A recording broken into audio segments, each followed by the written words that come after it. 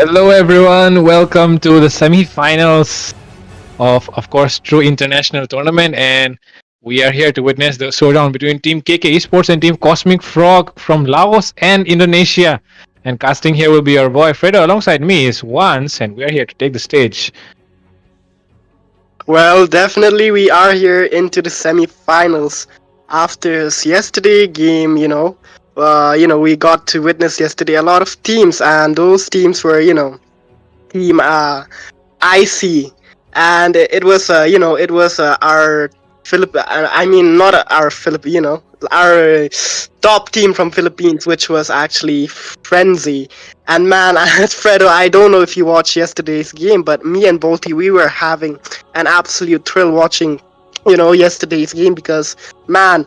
It was IC versus Frenzy, and Frenzy, man, they actually defeated the Filipino teams, and that was a Okay. huge pride for them. So they got a big success on that, and they're moving forward into semifinals today as well, alongside with other teams. And yeah, for today's first game, we actually have KK Esport from Laos, and we have Cosmic Frog from Indonesia. So this is Laos versus Indonesia, and this will be the first game for tonight. And I'm pretty excited, to see these teams because yeah, these teams are also one of the fan favorites, specifically the Cosmic Frogs, because yeah, they have showed so much potential, so much skills, and their enthusiasm is just top notch as well. Well, we do like to see enthusiastic people playing the game and trying to get the win for themselves, of course. And talking about taking wins here, we're at the semi-final stage where things will not be easy at all because, of course, cannot be easy, especially when it's the semi-finals and you're just one step away from the finals. You want to give your best.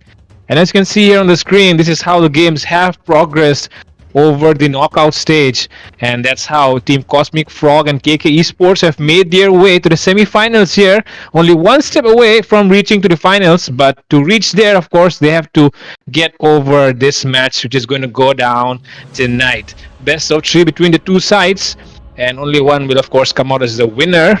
And I don't know what to expect here because I've not really been following this tournament. But here we are once, and here we have, I mean, not you, but me, of course, pretty new. But of course, I did get some information from Mr.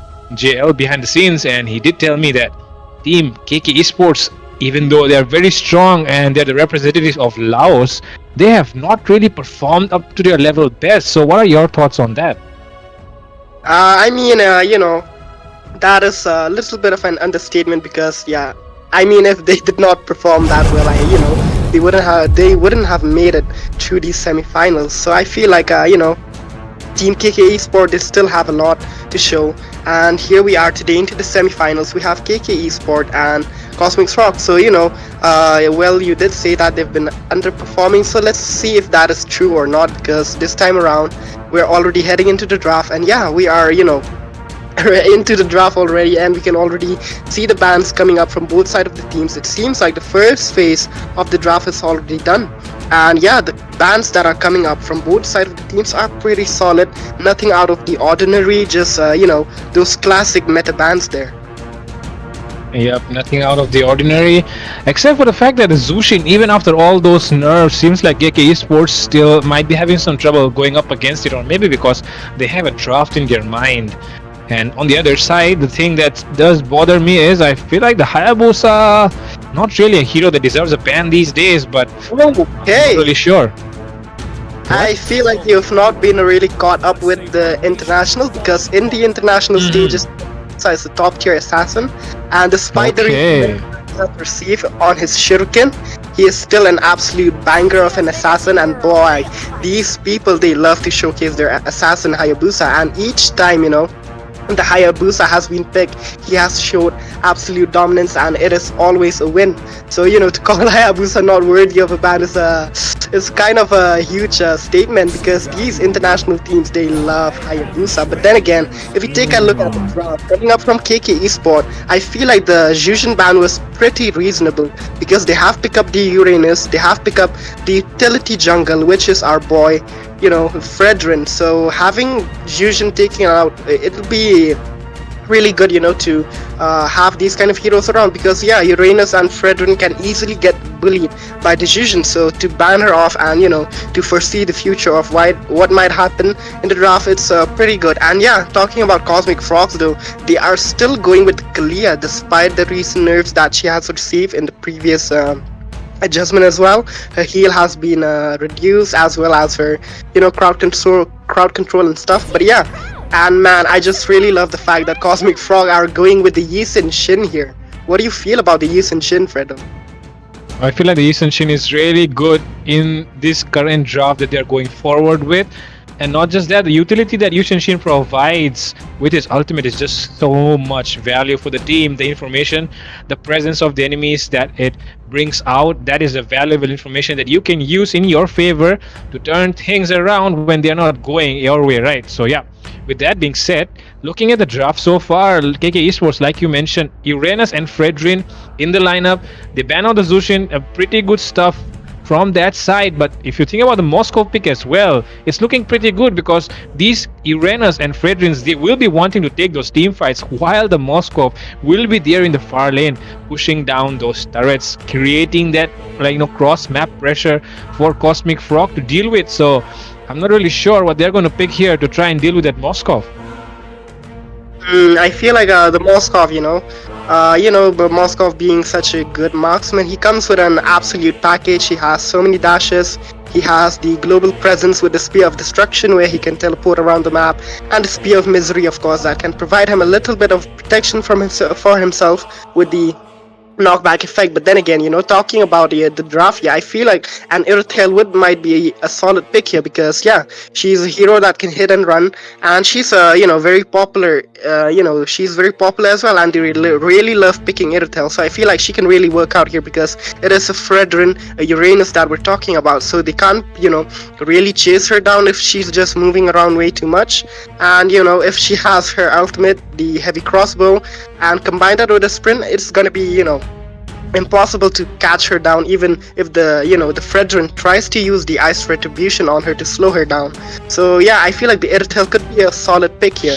But then again, I'm not really a big fan of the CC pick here, actually, because yeah, she is a really good EXP laner, but it is a Uranus that we're talking about. If you talk about the laning phases against a Uranus, we need something that can instantly burst him down, like a Derod, for example, or the Yuzong. In the early phases of the game, the Sha residue can really overwhelm the Uranus as well. But CC, on the other hand, she is a low DPS hero with her yo-yo, so she'll just be stacking up Uranus passive there.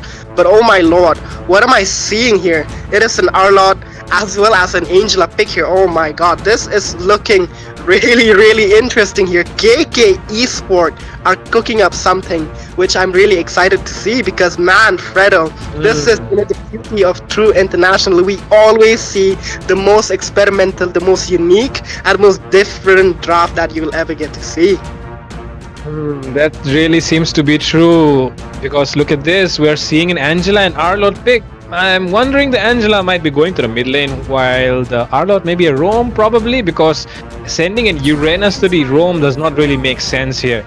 And coming to the other side, Cosmic Frog locking down their backliners in the last phase of the draft. Zacian and Beatrix here being locked down, and those two heroes, they do an amazing job, in their own roles. So it will be really exciting to see what they are trying to pull off here, because Cosmic Frog, their draft looks pretty solid as well. It's not like their draft is looking weak. But on the other side, KK Esports,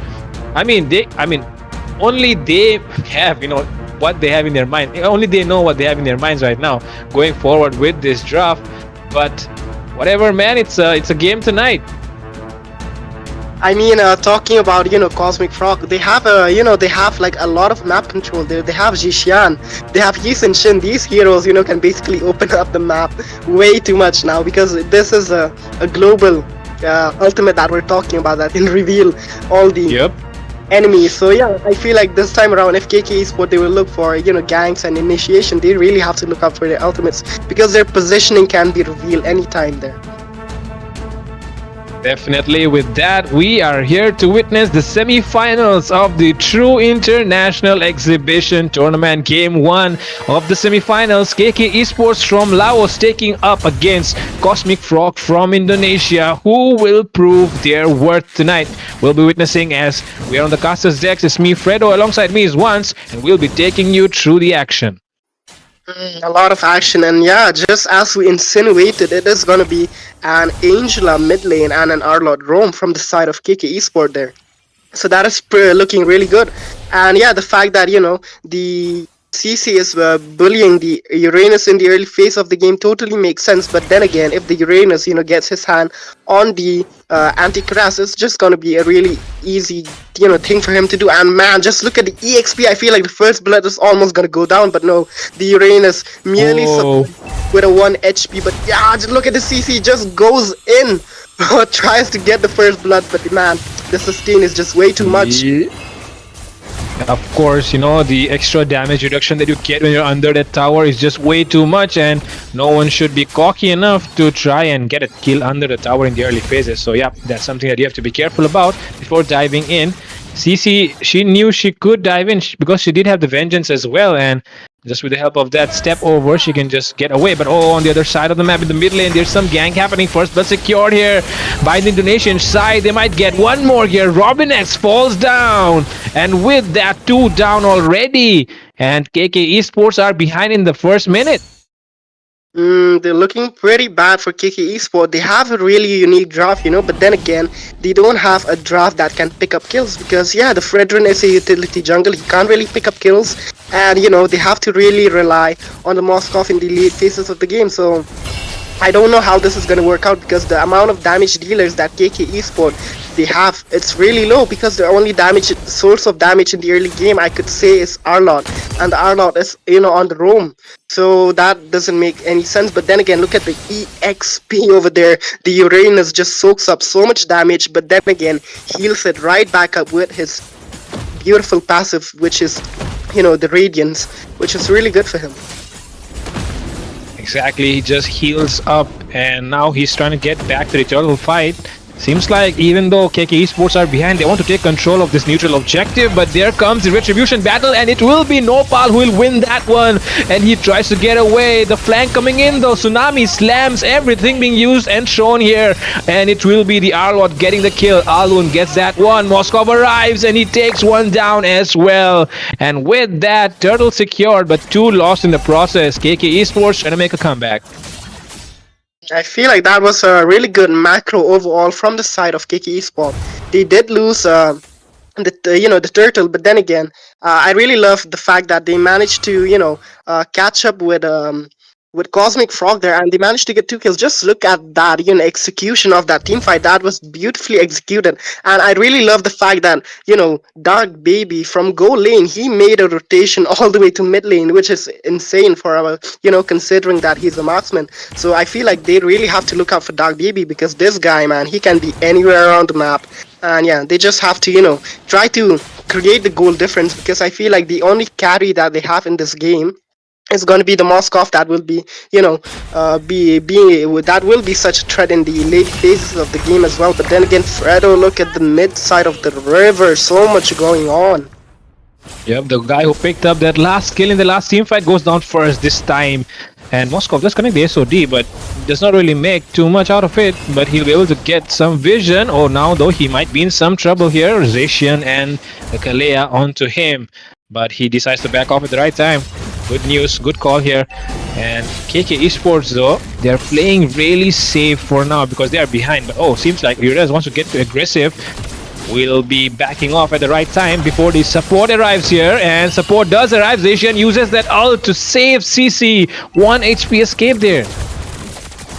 And that was a really good ult coming up from Zishan because that extra movement speed really helped her get out of that danger zone. But then again, if you take a look at the side of KK Esport, they are already positioned to get the second turtle of the game. So this time around, let's see who's going to be the one to secure the turtle because the first turtle was secured by Cosmic Frog. So this time around, is it going to be a difference of retribution or not? But then again, oh, look at the Uranus Angela combo. And look at the SOD as well. Dark Baby comes around, but Lifestyle will get that kill. And look at that. Beatrix has to back off, leaving that Kalia all alone, and she will be taken down as well. Recalling in the bush. Almost got him there, but he'll be lucky enough to escape that. And we'll have an instant replay once again to figure out what just went there in that team fight. A lot going on actually. That tsunami slam was actually pretty bad. You shouldn't have altered a Tang, and the fact that they have an Angela, that is like a really dumb move to do, because she can just ult you right back up, and that is what they exactly did.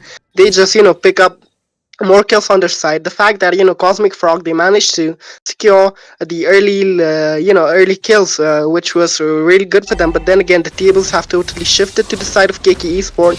They are looking for all the neutral objectives as well as invasion. Just look at these aggressive little fellas there.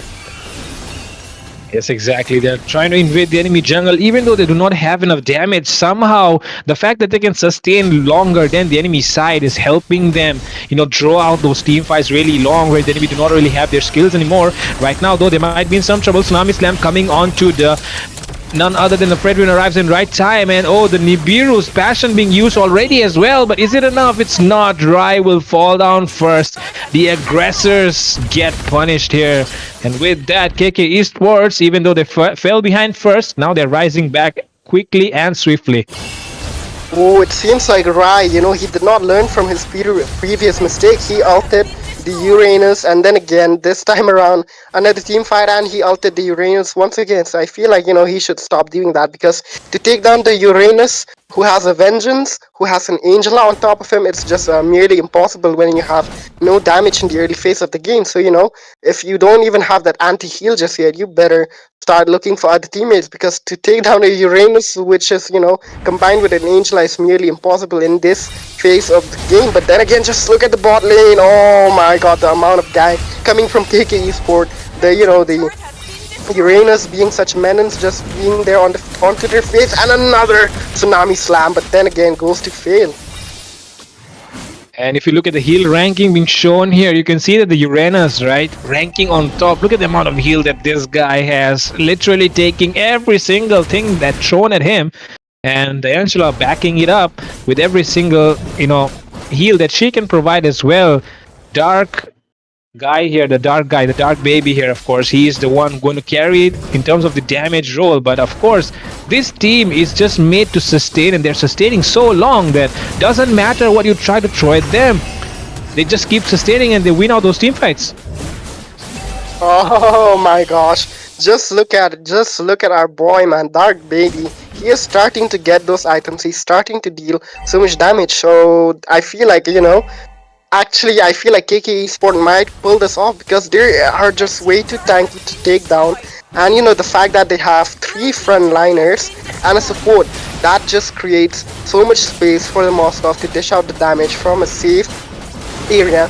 And yeah, they're just gonna go with the Lord for now, and they're just gonna go and take down this beautiful Aerodactyl that we have here, because they just want to fly into that Aerodactyl and try to look for any objective that they can get, and basically that's what they're going to do for now. But then again, talking about Cosmic Frog though, they merely have 3 kills on their side, and they're actually quite behind onto the goal as well, because they're already behind around 4.4k goal, which is pretty huge, so they have to catch up on that as well. And they have to wait up for our guy here, Nopal, on the Yisin Shin, as well as our Beatrix, to get some items so they can start dishing out damage onto these chunky tanks. Right now they use the Bennett's Rage to try and clear those lanes fast, but there is not enough damage on the Beatrix, and that is news of trouble right now, as the mid lane Gold Shield will be popped off as well. KK Esports preparing for their Lord to arrive in the top side. Meanwhile, bottom lane, mid lane, the minions are pushing in. They're trying to force down this mid lane right now. Will they allow it to happen? There might be some response coming in, and it seems like there is no response. Oh, Tsunami Slam comes in finally, but it's too late.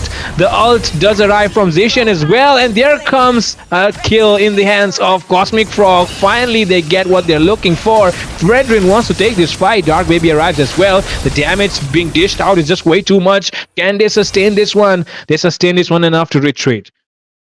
That was a pretty that was a pretty intense fight, They did lose, the Uranus, their lifestyle did lose his life, but that was pretty worth it. They got to take the inhibitor from both the top and the mid side, so that will create a lot of lane pressure as well, because now the super minions will start spawning, so that is really good for them, because super minions are just so annoying to deal with. They're so tanky, and they deal quite Yep. a decent amount of damage as well, so that is going to create a good lane pressure. But yeah, the fact that they have Cosmic Frog now, they have the items, they have the anti-heal, it seems like they might be able to retaliate there.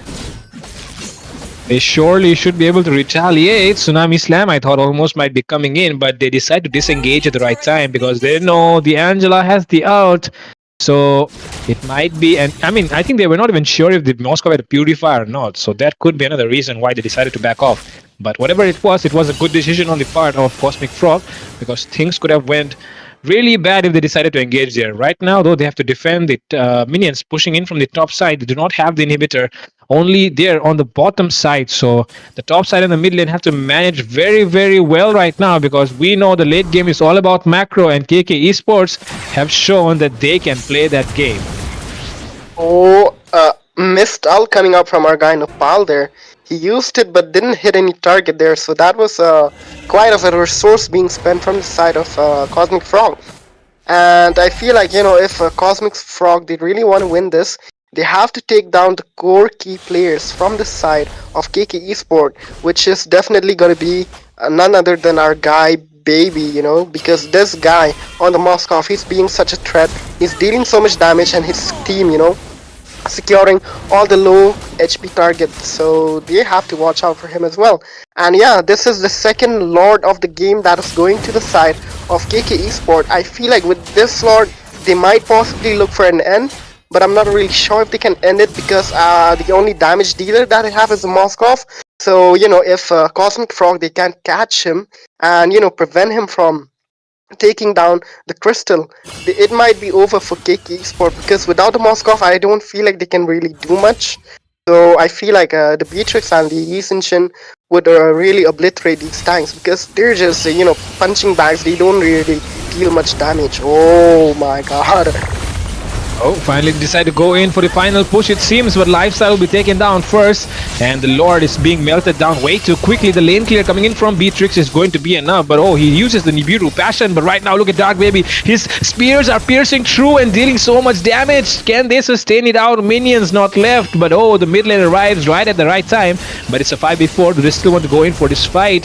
Seems like they'll decide to back off, and that should be it for now. Yeah, I mean, this was, what I was talking about. They can, get the Lord, and they can, try to pressure the lanes, but they can't really end the game, because the only damage dealer that they have is Dark Baby, and Dark Baby alone is not enough to lock onto the crystal, because yeah, the members from the side of Cosmic Frog are just gonna lock onto that, but oh my gosh, look at that though. SOD arrives. Dark Baby is dealing a lot of damage. It will be Riz taken down once again by Dark Baby, and they still want to go in for the chase, but do they have enough to chase down the enemy? Oh, Tsunami Slam, it seems, but no, it does not land. But Zacian will be able to provide some assistance. But right now, Dark Baby will be working its way onto the minion waves. Minion waves need to be synced properly to try and end this, because the lane clear of Cosmic Frog is no joke. They cannot take any chances trying to clear those lanes in a bad way, because if you do not bring in all those lanes crashing all at once and stack up at least 2 waves, it will be really difficult for them to end. Yeah, definitely. I feel like, the ending is like way too far. If KK Esport, they want to take this game, first of all, they have to lure out their Beatrix, because the Beatrix is the main threat here. The lane clear on that Bennett, it's just crazy. Just one bullet of that Bennett is dealing around K damage, which is huge. And boy, look at Cosmic Frog. They're actually looking for blood. Oh. Dark Baby arrives. Arlok falls down first. Dark Baby arrives at the right time, but seems like the Tsunami Slam will not be coming in, as he'll be taken down before that. And now look at the Uranus. He's chasing them down. Lifestyle deals a lot of damage, but he does sustain everything as well. Seems like there will be one guy stranded away from the entire pack. It will be Cryotz. Dark Baby working his way through. Seems like Cryotz won't be able to recall. The Angela stopping that recall, and now Dark Baby locking down the base. 2 members defending versus 3. The minions grab crashing in as well. There is not enough for them to defend it as KK Esports will take the first game. Oh my god, that was one heck of absolute end there because just as I was saying, like they have to lure out the Beatrix to end the game, and that is what they exactly did. Reiki Esport, they knew that if the Beatrix is around the base, there's no possible way they can end the game. So what they did, they distracted the Beatrix all the way in the top lane. The Angela Yep. prevented the guy from recalling, and they just took the opportunity and man, look for game number one. And yeah, they just had a one hell of a game because I feel like the draft that came up from the side of KK Esport was really unique, was something really new as well, and they managed to actually make it work out. And yeah, if you talk about the MVP of the game, it's gonna be none other than our guy Dark Baby on the Moscow. Man, this guy, he was decapitating the members from Cosmic Frog, and man, the amount of damage he's doing, team fight participation, everything is top notch. And the fact that he's always rotating from one lane to the other, and his SOD connecting on point is just crazy. And yeah, he really got a well-deserved MVP as well. And I mean, this guy, he looks great as well. Might look a little bit like Kyrie, actually. Honestly, I mean, I've seen him for the first time. Just give me a hint of Kyrie, I guess. And yeah, look at that guy, man, rocking that MVP on himself, Dark Baby, carrying his team all the way. But of course, not without the support of his team members, who did a pretty decent job as well, supporting him on the front lines and letting him, like a cannon behind a fortress. This guy was dealing all the damage while his team was a fortress that he needed. And they were doing a phenomenal job at shutting down that Eastern Shin, which is so overpowered in this meta right now, especially if executed well. But even with this draft, Cosmic Frogs, they will have they did have the upper hand in the draft, but they won't be getting that winning hand. They'll be given the losing hand this time by KK Esports, who have done such a phenomenal job, because I never thought that this draft could actually win. Yeah, I mean, if I talk about the draft, I feel like KK Esport, they definitely outdrafted Cosmic Frog because, as I said, the CC was not really a good counter for the Uranus. Despite, KK Esport going for the first pick Uranus, they could have gone for many other EXP as well. But no, they decided to go for the CC. And the CC does not do well against a Uranus because, yeah, for other fighters, she can't really bully them up because she has, a great poke. But Uranus, he relies on small pokes to stack up his radiance, which will ultimately give him more heal in return. So the CC was not a great pick against him. And yeah, as I always say that I'm not really a big fan of Zishan as well. She's a weak mage. She has, less burst. She has no crowd control, and the only main factor of her crowd control is her ultimate, which most of the time doesn't hit, and the cooldown is absurdly high.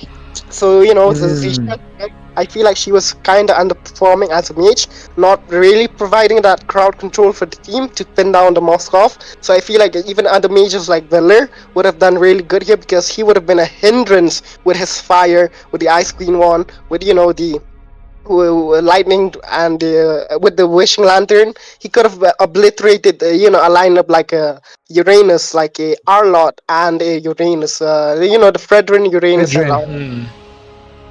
Exactly, that's actually a better pick here, I feel as well. And like you mentioned, you did point out all the correct facts. They are talking about Zacian, of course. The ultimate cooldown is way too long, and sometimes even the stun does not even land sometimes. So yeah, all those reasons considered, I still feel like the draft of team KK Sports. The reason being the fact that they went for an Arlord roam. Of course, the Arlord can be played as a roam, but not really sure how to execute that. And I mean, they could have done much better on the damage department, considering the fact that Team KK Esports did not really have the best damage dealers, but somehow, for some reason, they were actually out-sustaining every single thing that was thrown at them. I don't really know what the items were, but I feel like anti-heal was not enough to stop those guys from healing up, and that's of course, the pressure coming in from Dark Baby was also very, very difficult to handle for them. And that's the reason why we'll see what they can bring this time around. Cosmic Frog, they do have a coach as well. So let's see what Mr. Coach Agile, right? Yeah, Coach Agile can bring here for Cosmic Frogs to come and take that revenge against Team KK Esports.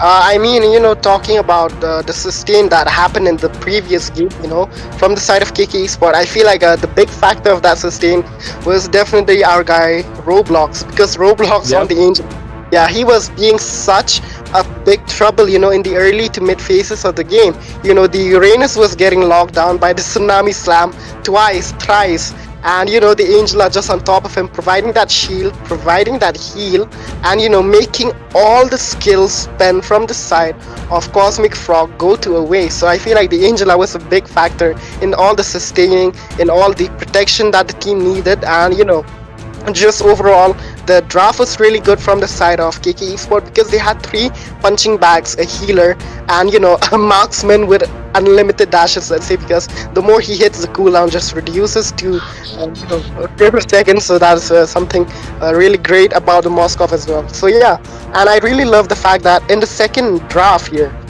Cosmic Frog are actually going with the respect ban. They're going off with the Uranus ban as well as the Arlout ban. So I feel like that has, these picks have really put an impact on our coach Agile here, because he does not want to see these two in the game again. Does seem like that right now. Coach Agile making some strategic moves, directly panning out the hero that troubled them in the last match. And right now, KK Esports, if they were planning to go forward with the same strategy, they will need to come up with a new one right here, because their strategy, which worked in the last game, will not be working anymore. They need to switch up heroes. But they do go forward with that Zushin ban this time.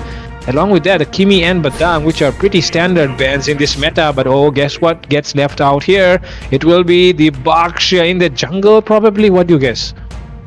Yeah, I feel like the Bakshia, man, is to predict the Bakshia is really hard, because he is such an such a versatile hero. He can go EXP, he can go jungle, he can go roam, and so far in the international we have mostly seen the Bakshia being a jungle or a roam. So I feel like this time around as well, he could be either thrown into the roam or maybe the jungle section as well. But I'm not really a fan of a jungle Bakshia, because in the early phase of the game, you need something that can pick up kills, which can lead to early game snowball. So the Bakshia does not fit in that category. He's more of a utility type of a hero when it comes in the jungle. So I feel like he might as well go for the roam here. But if the ban, though, I feel like the ban of the Fusion is pretty reasonable as well, because they have the Phobius, they have the Oh, yeah. And boy, just look at the free draft coming up from the side of Cosmic Frog. This time around, they're securing the Yusin Shin once again. Despite him not working out in the previous game, they're just going for him once again. It seems like they actually have a lot of faith on our guy Nopal there, because yeah, Nopal, man, he is really good on the Yusin Shin. It's just that today he's not able to execute that. Oh, I was expecting KK Esports to pick up the Matilda here, because Matilda paired up with a Phobius. Really deadly combo, right? Especially to disrupt the enemy formation and, let your jungler, let your marksman mages, all them, do their thing. So that's why I was expecting them to pick up that. But instead they go for the Irrital, which is also a good thing, because if you wait for it too long, they might ban it out in the next phase, which will cause trouble, because then the Granger on the other side of Cosmic Frogs will be able to do a lot more. So yeah, they tried to shut down Cryat easy this time. And coming in the second phase, we see a Kagura ban, which is something I would not really expect. What do you have to tell me about that once? The Kagura, she is, a solid mage, not an S tier. I would say definitely in the current meta, she stands somewhere between A and B. Not really exactly a A, neither a B, so somewhere in between A and B. But yeah, she is a pretty good mage, and we have seen a debut of her in the tournament as well. So yeah, Okay. she workout as well. But yeah, I really love the fact that KK Esport, they definitely lock onto that Irrital, because just as you said, if they hold on to that for too long, she might get banned. And yeah, it's just want to pick the counter as soon as possible before it get bans out. So that is really good. And the Irtel is really popular as well. So they really love picking Irtel, especially in this tournament. And we've seen a lot of Irtels, and she's been doing absolutely great so far. So the Irtel here kind of makes sense because it is a Granger, and Irtel is classic, classic counter to the Granger. And just as you were mentioning that, the Matilda could be a really big problem because she can, bring in the phobias with the guy in and, just create so much chaos. And just look at Cosmic Frog. They're going out and banning her away. Yep, they ban away the Matilda. They pick up the Farsa on the other side, though, KK Esports, which is also a highly mobile hero. So look at this lineup that KK Esports are bringing here. They have a Farsa, they have a Iritel, they have a Bakshia. A lot of mobility on their side. And to counter the mobility, to chain them into a CC, there comes the Tigreal into the hands of Cosmic Frog here. And now to come up with the Rome pick, which can deny every single thing that Cosmic Frog has picked up here. What could that be? They go with the Hayabusa. So it's going to be a Bakshia in the row. Here it comes. Let's go. This is what I was actually expecting from KK Esports because right off the start of the game, I was already saying that the Bakshia, doesn't really do well in the jungle. He's utility, and he can't really pick up kills. And this is what KK Esports they need. They need assassin that can pick up kills. And what better way to pick up kills with a Hayabusa? Just go in with the beautiful quad shadow, lock onto the enemy with the Oogie kill, and just get the hell out of there, with a sweet kill. So the Hayabusa makes pretty much a lot of sense here. He can really harass the Lilia to force out the magic shoes, can really harass the Granger as well as Nopal on the Yisun Shin. So the Hayabusa is looking really solid here, and there's not much of a counter as well for the Hayabusa because they have only a Tigreal to pin him down if he manages to catch him in the implosion. But keeping all that aside, we are into game number 2. Take us right in, Fredo. Of course, game number 2 of the semi-finals right here between KK Esports and Cosmic Frogs. One from the Laos, the other from Indonesia, trying to get that final slot in that grand final, of course, but it will not be an easy task as KK Esports already having that one match point, and if they win this one, they are through. But Cosmic Frog have to work 2 matches up to to get to that get to that final spot. So really interesting to see if they can pull off this drop. This time around, though, they have the Hayabusa, which got banned out previously. So let's see if this Hayabusa pick will carry them to victory. Yeah, definitely. And the Hayabusa is just doing the classic thing. He's just going for the buffs, and he's just looking for the early level 4. But I really love the fact that on the other side of the map, it is actually Nopal stealing all the jungle from the side of that Hayabusa, and he's just delaying so much farm. But then again, look at the Hayabusa secures a beautiful first blood on that Granger, forces out the flicker. But then again, the flicker also not enough to get him into safety. Yeah, the flicker not enough, and not just the flicker, right? We need to see a lot more things up here happening. It seems like the Bakshia might be in some trouble here, forced to use Revitalize. Alun might be the first one to fall from his side, and yes, he does. KK Esports first member fallen down, and that kill will go into the hands of Alpen on that Lilia, of course.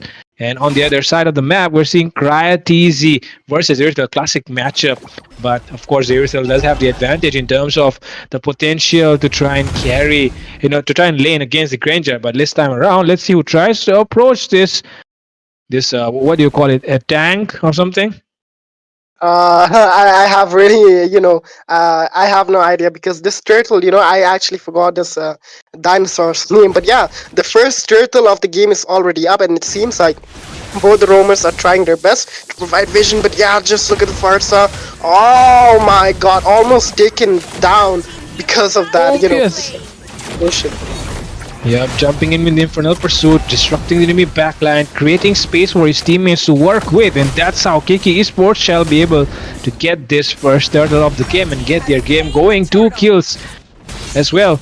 KK Esports, they get this turtle, and now it's going to be Cosmic Frog who are on the losing side once again. Seems like there has to be a lot, they have to do to move forward, and things are not looking easy. Even with the CC in the lane, seems like the Phobius is not having any trouble. The Phobius can just play it safe because, yeah, if he puts himself into the face of the CC is definitely gonna bully him. But yeah, if he just focus on the lane clear, there's nothing much he can do. But yeah, look at the Sacred Hammer and the implosion. Oh my lord. Yo, Cryotes, he will be late to the party and he won't be getting anything. The mid laner and the roamer from Cosmic Frog will suffer. And now there comes once again another guy might be going down here, but oh, here it comes! Nopal, the faith that they showed on him is finally paying off. He gets a double kill as a consolation prize, but now they have to be careful of Robin X because he's just lurking in that bush, looking for an angle to place his shadow. Does not get that though, and with that, Cosmic Frog finally back in the game. Oh my gosh, that was a pretty good pickup, from our guy. They lost two members on that team fight, but yeah, he just managed to take two onto his side as well, and yeah. The fact that he's the Yi Shin and he's looking for early game kills is pretty good for him because he does need those early snowball. But yeah, oh my gosh, beautiful kill from our guy there. He just takes another kill onto himself and he's just looking for the early snowball as well. And Fredo, I really love the fact that this Hayabusa is just so fixated on pressuring all the lanes and all. Guess we'll go down there. It will be the guy who was using Angela the previous game. Roblox falling down here. But there comes the support, backup, whatever you call it. It's there on their face, and it's the Infernal Pursuit taking a lot of hits. Dark Baby comes to the rescue, takes down one. Another taken down here by the Hayabusa. Robin X gets one as well. Alpen is troubling them with those bombshells and now connecting with the Curtain's Call. Deals a lot of damage. Robin X still managed to get the Turtle Feather. Airstrike being used out of the range though, and there comes the Oogie Shadow kill. But Alpen did have the black shoes to escape.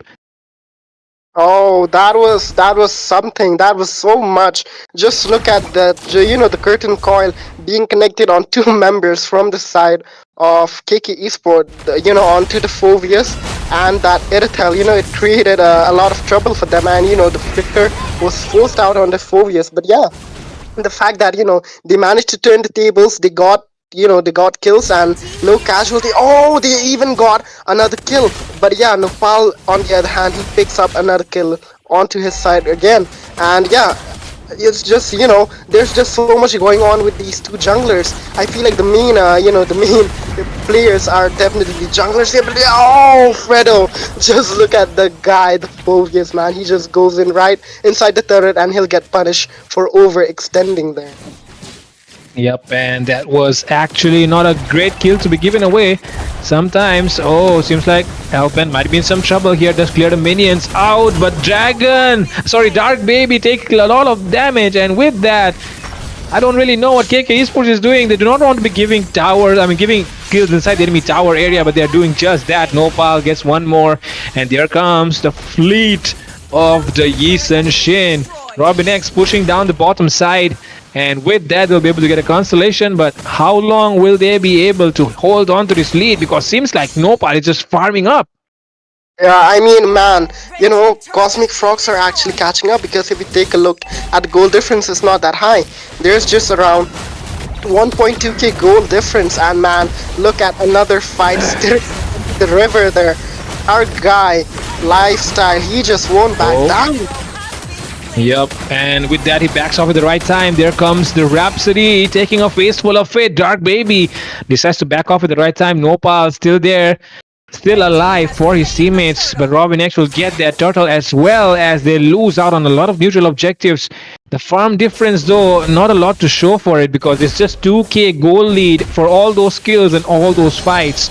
So even after all that advantage that they could have had, Cosmic Frog are still in the game. Yeah, they can still, pull this off if they wait up for the Granger and the Ascension to farm up. Because, the Granger with the Rhapsody, the Capriccio will be really troublesome. But yeah, the Feather Airstrike just takes another, beautiful kill to the side of KK Esport, and that is a roamer down from the side of Cosmic Frog, and that can actually cause a lot of trouble for the side of Cosmic Frog because without a roamer, you have no initiator. Without an initiator, you have no punching bag. Whoa, look at the back share there. Oh, seems like someone will be in trouble here. Dark Baby taken down immediately by Nopal, and Nopal gets him down once again. When you feel like this Yisun Shin that they have put so much faith on might be just fading away from the game, Nopal arrives and tells everyone, I am here. There is a reason why my teammates trust me when I use this Yisun Shin, and they have given me it once again. And look at this guy, man, Nopal. He might be the key to victory here for Cosmic Frog, but for that, right now, KK Esports might be fixated down on him. There it goes, the Oogie Shadow kill, too much damage, gets down Elpen. And with that, Elpen will not be able to defend it. And Cosmic Frog, even though it seemed like they were making a slight comeback, KK Esports able to deny that once again by shutting them down immediately. Yeah, I mean, the fact that the Hayabusa is dealing so much damage is actually absurd. Yeah, he did get nerfed. Without even the full stacks of that Shuriken, he's still dealing such an absurd amount of damage. And you know the Lilia, she took a full ult. She even popped out the black shoes, and despite popping out the black shoes, she had full HP. She still went down to nearly 90%. And yeah, just Oh, another ultimate coming from our guy there. Oh, Mr. Robinex flexing away with those Wii Shadow kills just deals the right amount of damage. His vengeance has been popped off, so he cannot really take so much damage anymore. So that should be a key here for them to go ahead and start the Lord. And there seems to be nothing happening from the side of Cosmic Frog. They're preparing for response. Conceal has been popped off here by Riz. Look at Nopal. He still gets the angle onto the Lord. I don't really know if they're aware of it. Lifestyle finally gets aware that Nopal might be present in that bush. But let's see who gets this Lord fight. Lifestyle too deep into the enemy side. Might be taking a lot of hits. Does a lot of damage. But in that moment, it will be Dark Baby taking that mid lane tower. It's still the Lord dance going on. They're not really committing, fully to it because they know that Cosmic Frog do have, the information that they need. I feel like this could definitely be a Lord steal because Nopal is so focused on stealing the Lord. He might as well, just go in, give Oh, the ret- Nopal. no. Oh! It will be Robinex, and Robinex gets the kill on Nopal, gets a godlike as well in the process, and now it will be Lifestyle taking a lot of hits, dealing a lot of damage as well at the same time in the backlines, but he decides to use that flicker to get away. And with that, KK Esports have that lead that they were looking for after all that kill and all those neutral objectives. They finally get that Lord, and they can go for the push. Oh my gosh, I feel really bad for Nopal. He used that bush for way too long. He was camping there, hoping to get the Lord, but I feel like he went in a little bit early, which cost him his life and the retribution as well, because, even if he sacrificed his life there and got the turtle, got the Lord, it would have been worth it.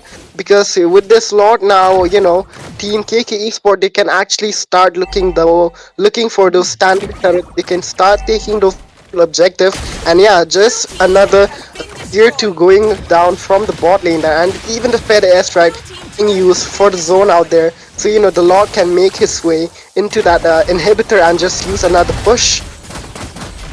Yep, and they defend the inhibitor successfully, not like the previous game where they lost it in the first push itself. But now that they deal with the next wave which is coming in, and look at that, the dive coming in from KK Esports, then they get away with that inhibitor. Oh, Dark Baby might be caught little bit too long there, and he might be going down. Comes the implosion. Is it enough though? Do they have enough to take down the members of KK Esports? No, they do not. And now Lifestyle deep inside the enemy territory, still using the Infernal Pursuit, will be taken out finally by Kyra TZ. And with that, they get away with what they wanted. So look at that. The instant replay once again. Yeah, just look at the instant replay. Oh my gosh, just look at Robin, just goes in, deals so much poke, but then again, our guy Baby there, he's just taking so much damage and he almost got taken down there. But yeah, he did get saved by his teammate, but Lifestyle actually he got caught up in that, flicker, because just look at him. He got caught up by Crazy. His flicker which just pops up in time and pulls him to the base, and that is where, he just can't back the out from there because he's just stuck there, so all he can do is just use the Inferno Pursuit. But yeah, that was one heck of a team fight. But yeah, it was definitely worth it because they only lost lifestyle in that team fight, and they did get an inhibitor, which is a big thing. So now they can look for another team fight here because it seems like something might stir up once again. Yep, seems like Alun wants to go in for the initiation. There comes a feather strike as well. 5 members being caught here. The Sacred Hammer has been used to push him away, but there comes the Yugi Shadow Kill, it seems, but no, he does not pop off. There comes the curtain call, catching 2 members, and with that, there goes down only the Bakshi on the side of Team KK Esports. Cosmic Frog still maintain the 5 members all alive, so they might as well try to go and contest for that lord. But the positional advantage, the high ground that KK Esports have is something that you cannot deny, because look at Nopal. He's trying to look for an angle, but his teammates need to support him to try and get to the advantageous position, and there it comes. Lifestyle might be in some trouble here. Goes inside the enemy territory, gets taken down. Dark Baby deals a lot of damage, but still not enough to take anyone down. And with that, Cosmic Frog, they get one more down, but how can they go and take that lord, because they do not have enough to go and fight for it. I mean, yeah, they definitely need more members to take down the Lord, and without Lifestyle, it's going to be really tough because Lifestyle is the biggest punching bag that they have. But I feel like Nopal is way too occupied to defend the base, so if they try to look for the Lord right now, it might be a good chance. But yeah, it seems like, our guy Robin, he's actually looking for a kill. He's actually heading towards Nopal, but yeah, Nopal just does that light, and yeah, he's just going to reveal him. Yep, and look at the Hayabusa, right? Setting up the slow push in the mid lane as well. Nopal looking for an angle. There seems to be not enough information provided though, because the CC just went behind. So Riz and Rai, they need to be a little bit more careful here as frontliners. They do not want to be taken out instantly, but they do need to provide the information for Nopal to work with. And right now, the information that they're providing is not really enough, because with that information, you cannot really do much, because the thing is, you need to go and find an angle so they can take down either Dark Baby or Robin X, so that you can try and initiate a fight. But that's not happening. And with that, Infernal Pursuit being used here by Lifestyle, might be deep inside the enemy territory once again. Curtain's Call coming in only to 1 member. Robin X gets that Lord, comes in the implosion, but there is still not enough damage, and that's why he'll be taken out instantly. Dark Baby uses the Wind of Nature to survive that one, but Lifestyle goes in deep, buys the immortality. Dark Baby wants to come back for the fight, it seems. Lifestyle gets one, will get taken down by Nopal. Nopal tries to escape, does escape, 1 HP, and with that, 2 versus 3 is the number of members left, and along with that, enemy roar coming down the bottom side for Team Cosmic Frog to deal with. Oh my god, this is looking so bad for the side of Cosmic Frog. 3 members are down, 4 are standing. Oh, look at Nopal! He manages to connect the stun, but yeah, this time around, oh my lord, look at the follow-up. Oh, Alpin might be in some trouble though, because Dark Baby is here to take revenge for Robin X, and with that, now they're left to deal with the Lord, but they do not have the Lilia, so the lane clearing not really there this time. Can KK Esports try and end the game with this advantage that they've had? But no, they cannot, because they do not really have the EXP linear lifestyle, the sandbag that they need to try and get the damage going. But oh, right now, look at that, Dark Baby working towards the tower, gets the tower down. They want to back off, but Roblox will be caught in the process. Dark Baby almost gets caught there. The flicker comes from Crazy, enough to get down that immortality, but he buys that rose gold in time. That will be there to save the day for KK Esports.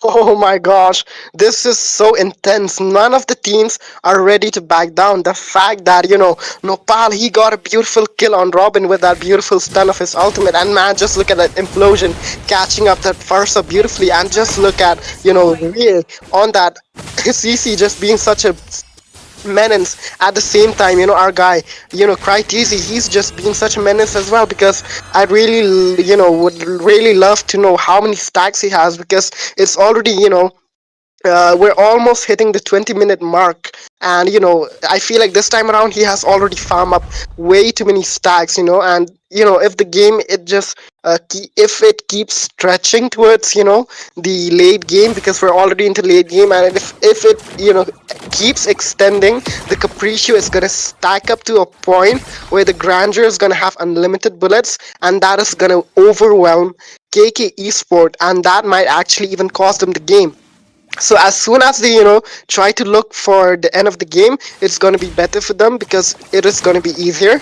And yeah, if they want to end the game, they have to really take down Nepal, and I feel like the only person that can take down Nepal is going to be Robin, because Robin can easily go in with the quad shadow, pop up the ultimate, and possibly look for the kill. But yeah, even the fact that Nepal, he's so great on the item swap as well, that is going to be really hard for Robin to pull off the solo kill on Nepal.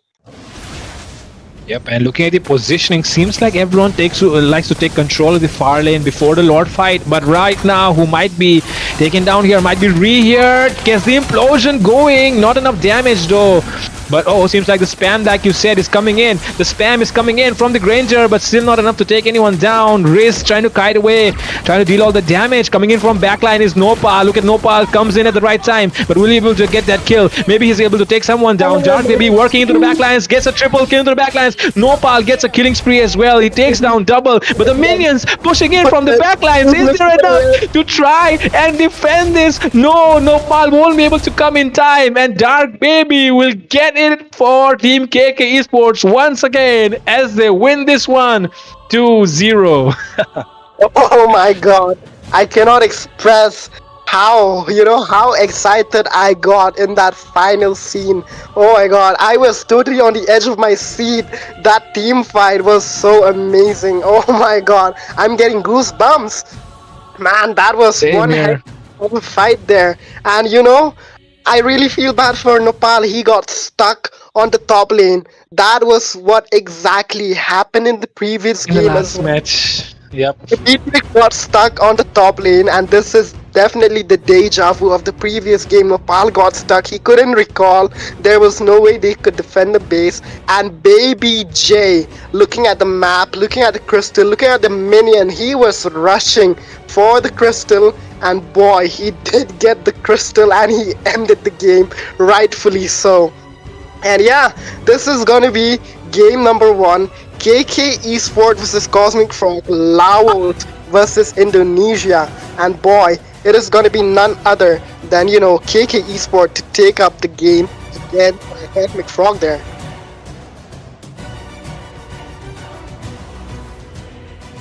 Yeah. And yeah, Fredo, it seems like the winners are already here in the Discord, so we're gonna be heading shortly to the interview as well. And yeah, I would like to pull your leg a bit here, because you did say that KK were kind of underperforming. So I want to know your opinion now. Yep. What do you think? I mean, I did think that they were underperforming, but of course, I mean, see, the thing is, when you expect the winners of a country to perform, you expect them to perform at their best. But some information from Mr. JL, who has been hosting this tournament, that he just told me that these people, I think they're not at their 100%. I think they're not giving their best. But turns out, even if they're not giving their best, it's still enough to defeat everyone who is in this competition with them. And even with that draft, that weird ass draft that I saw for the first time in my life, where I was seeing an Arlord playing in the roam while there was a Angela in the mid lane and Uranus in the EXP, and that, of course, it was so surprising that anyone could be so creative with the drafts, and they don't even have a coach. So that just speaks for itself that these people, they're really good at what they do. And with that, the first question coming in for KK is for Before that, Fredo, before that, we're just gonna Okay. wait up for our guy to switch up to the interview Oh, section, okay. where the players can Now let actually them. cam. Okay, And we need their faces. Yep. So yeah, we're just gonna wait for the transition, and we'll start with the questions as well. We Alright. can actually look at our guy here, and it's we can really see him with such a Yep. good setup. We can see the teammates in the background, and yeah, it seems like they're so thrilled and ready for the interview. So anytime soon, we'll be heading into the interview section, and yeah, we're just gonna be holding on to that for now. So before we head into the interview, I want to ask you, Fredo, what did you think of the clean sweep of the first game and the second game? I think the first game was, I mean, it was kind of surprising that they were able to pull off that draft, but finally we are here in the interview section and we are seeing none other than the winners of the semifinals. The first semifinals is KK Esports right here along with us on our screens as we can see. Hello there, KK Esports. How are you feeling? Hello everyone. Hello, hello. Hello, So hello. tell us something about yourself. What do you play for your team for KK Esport? Are you the jungler? Are you the gold laner, the EXP? ต้องเป็นภาษาลาวเลยเนาะค่อยเล่นตำแหน่งโรมมิ่งอยู่ใน KK Sport ชื่ออลันเออาร์แอนปาเซีย Could we get translation for that, please? Okay, Okay. it seems like there's not going to be any translation for us casters here. So Okay, we're just okay then. Yeah. Just tell us how you're feeling about going into the grand finals and anything that you want to share with the people who are watching. รู้สึกดีใจหลายแล้วก็ภูมิใจในทีมที่ตั้งใจซ้อมแล้วก็เฮ็ดมาได้ดีเฮาตอนนี้ Okay.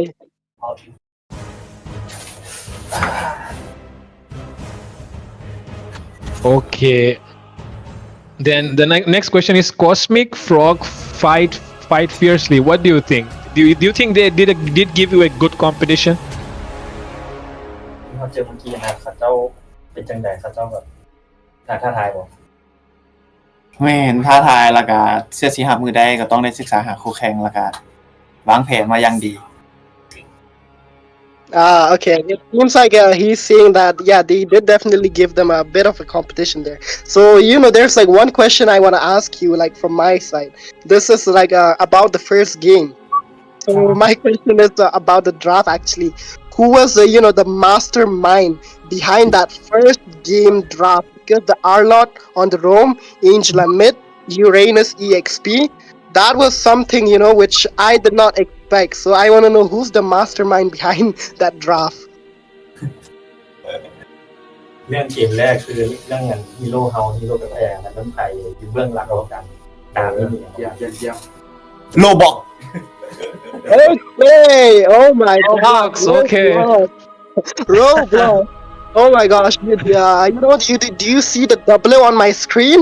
That Yeah, W Roblox. goes to, that W goes to Roblox. W means win. W for Roblox in the chat for cooking up such a great draft. No coach whatsoever. Yet you guys are the one to take the clean sweep against Cosmic Frog. Congratulations. เข้าใจเลย บ๊ายบาย thank you See you guys. Thank you so much for joining.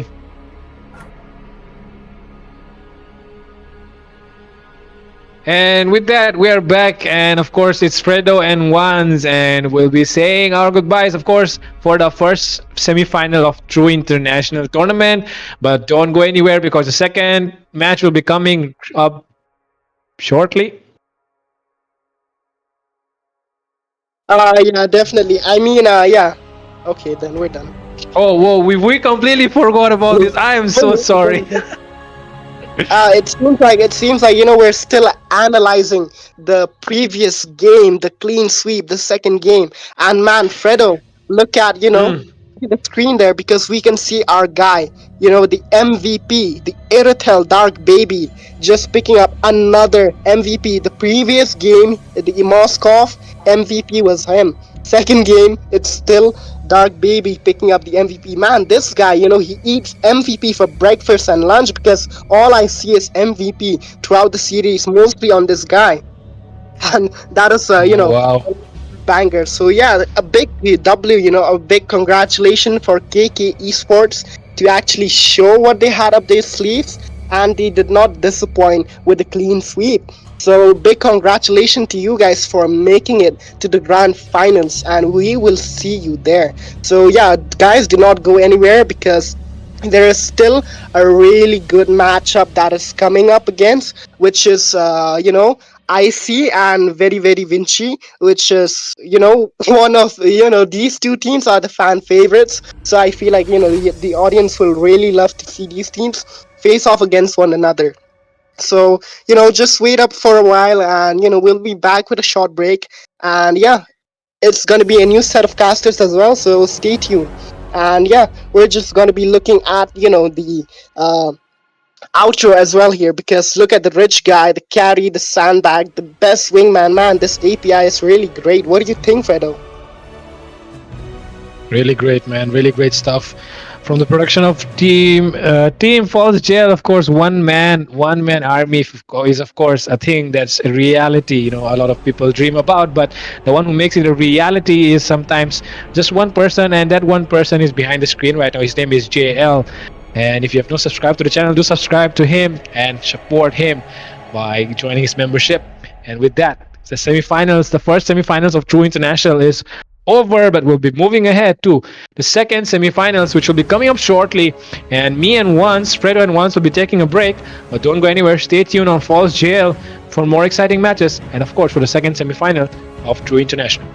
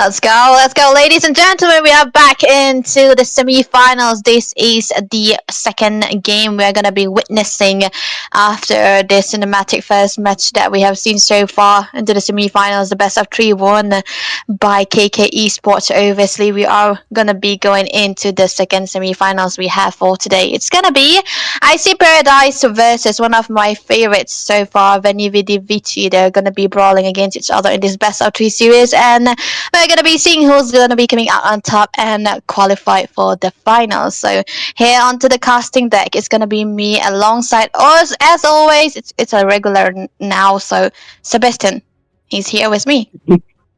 Yeah, yeah. What's up, Debbie? Thank you so much for introducing me in. I'm so excited for this.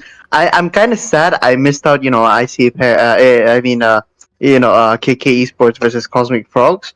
But I think it is really sad to see my favorite team go down. Which I'm almost in tears. But KK Yeah. deserved the win because they played so well. I think both teams played really well, but just one was a bit way too much dominant there Mhm. in the later stages of the match as well. So it was a clean sweep 2-0, which is pretty impressive against a known team like IC Esport. I mean Cosmic Frogs. Oh, what am I talking about right now? I'm confused.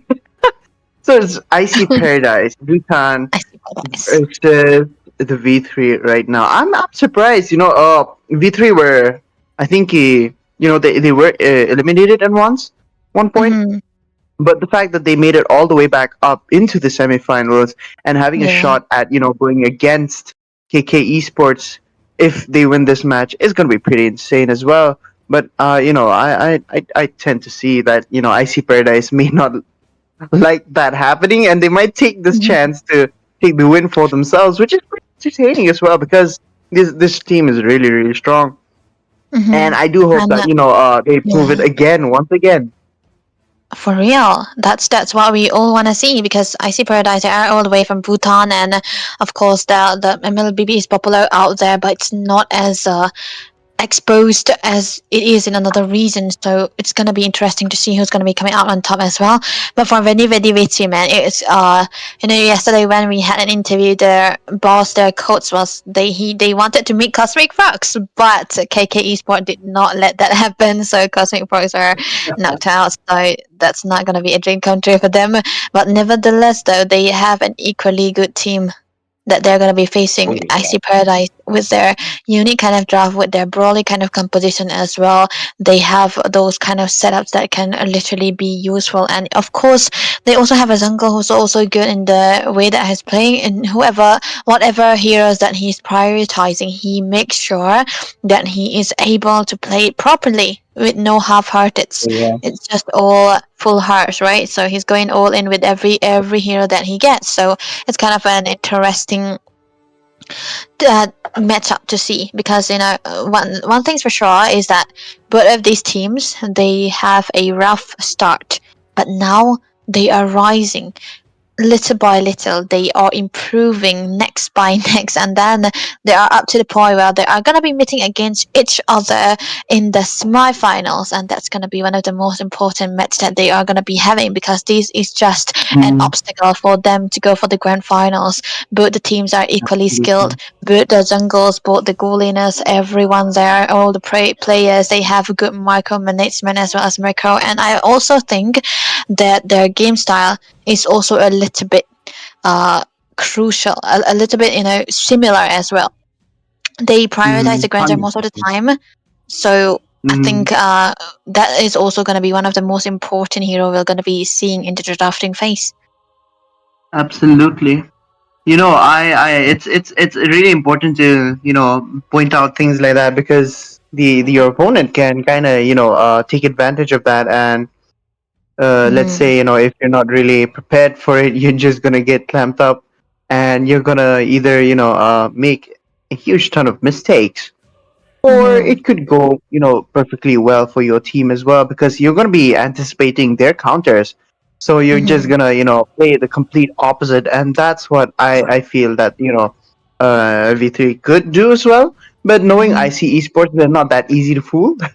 So Yeah, it's pretty definitely. interesting to see what outcome, the outcome that is going to bring out here, and the necessary case would be that, kind of, I would say, is that it would not be in a clean sweep though. This though I can like 100% say it's not going to be a clean sweep.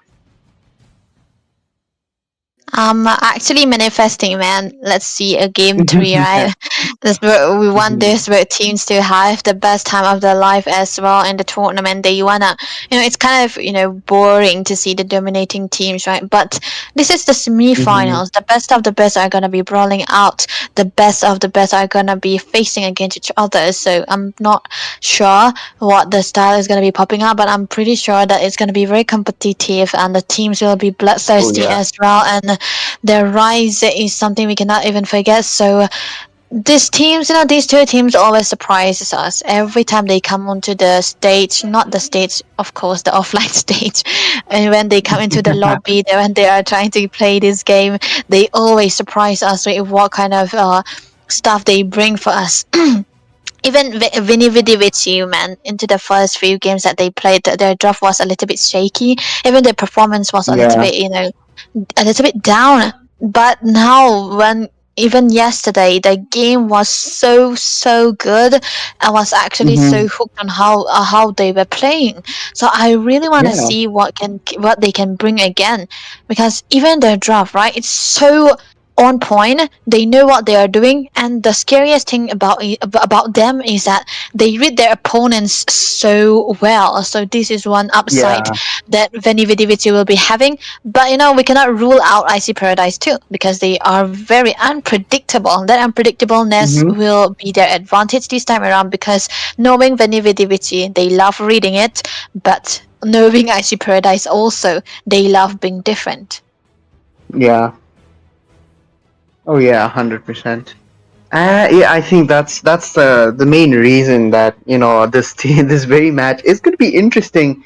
It's going to be like blow after blow, but I think I kind of wish that it was a best of 5 though, because the outcome could possibly change for either team, and it would have been pretty interesting to find out who's going to be like getting their third point in on the best of 5, because if it's the best of 5, they're both going to have 2 each. That I am 100% sure.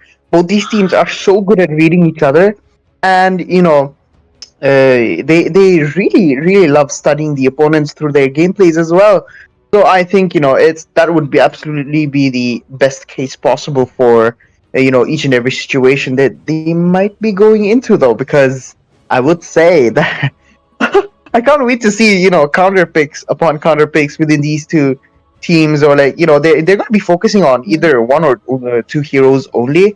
As a matter of fact, like the players and their comfort picks, because you do know, because we all know that if you go against someone with someone who's playing their counter picks, it's gonna be pretty tough to win that battle, because that they're gonna be they're gonna be able to do their absolute best, and just what would the word be for it though? About? What was the word? Confidence level would be pretty immense. Ah, man, I Oh, forgot the word for it. But yeah, you understand what I was saying, right? yep. I These do two get it. teams, it's just comfort pick would be absolutely horrible to go against. So they need to rule out that that player in order to make sure they don't get that at all. And they need to, I would say, kind of sometimes they need to play it safe, which I find it pretty sad. But then again, it's all in the play style. If you're too defensive against a aggressive, play style, then you're either bound to make a huge, mistake and fumble up in one of the gang fights or the group games that you're going to be playing, or it could work out well, and you're defending pretty good. They only start choking in because your defense is pretty good. You're trying to gank, but then again, the ganking does not work for their side, and it just comes back to who's going to be the last one standing. And Icy Paradise and V3, I don't think they're both of these teams are very defensive in my opinion. They're quite aggressive, and very dominating in their each of their own play styles, and it's each player too. So the game is going to be pretty hard to read on both sides. Yeah, and like I mentioned, Icy Paradise is the one with the most unique kind of competition so far, and they are able, they might be able to perform this so well unless V3 read them out. So that's gonna be a little bit of a mind games as well.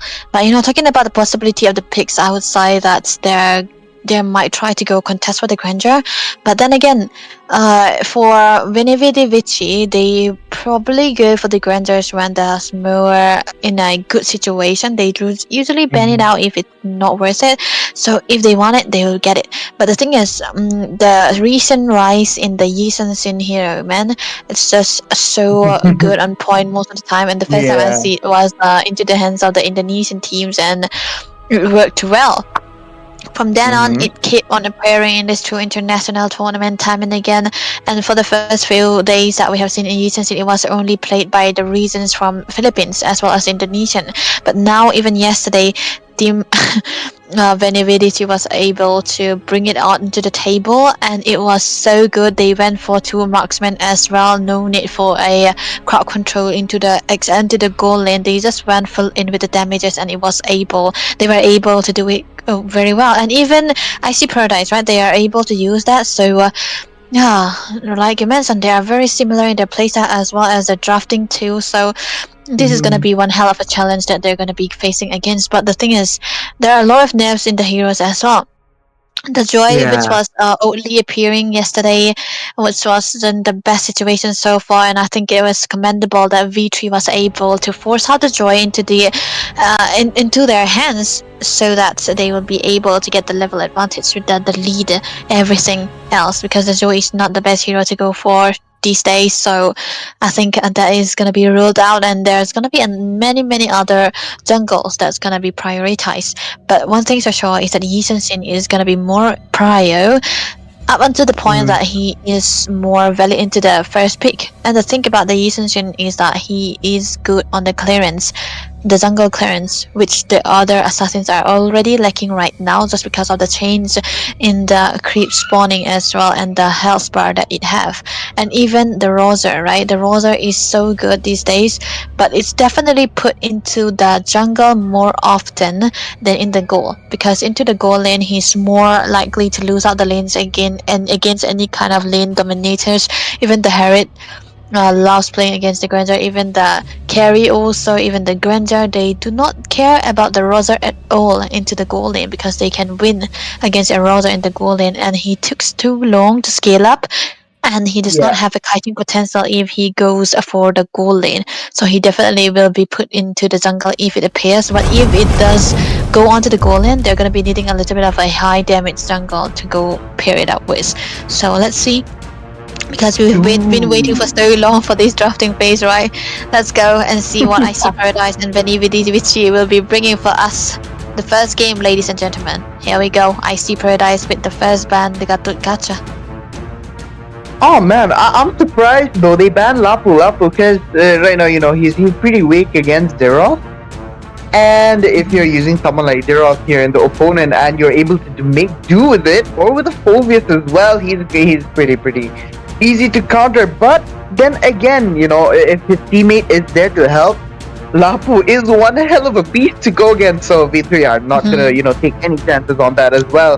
Because as we've said before, that he's one heck of a hero to go against, even with a lot of anti-heal or defense items that lower your defense, like Malefic, or completely ignore. He's still one heck of a hero to go against, and you don't want him in the opponent's section as well, because you're gonna have to kind of solely focus on trying to counter him rather than trying to counter out the other heroes. And we have 1-1 being banned out, but IC has a really good 1-1 player though. But I don't think they want to take chances again, because these two teams are so good at reading each other. They don't want to give the Hayabusa out as well. And you really have to take away the Hayabusa when you want to go for the squishy backliners as much as possible.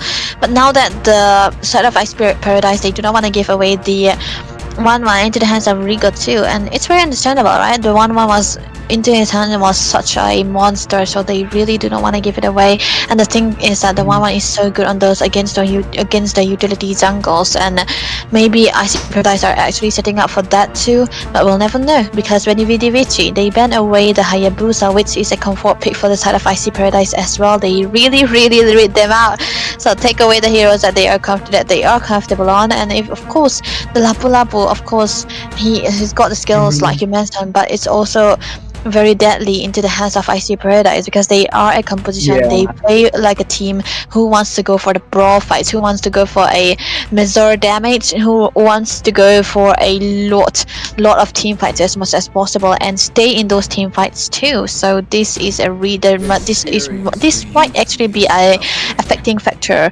of Vici to take away the Lapu Lapu too. But now Wu Zitian will be taken away. No global stuns, no global vision for the side of IC Paradise. But then again, wait, did they miss a ban or is it something else? Oh, what? I'm surprised they didn't ban anyone. I think they kind of want to leave someone open, or it could be a network issue. You know, you may never know with these teams, though.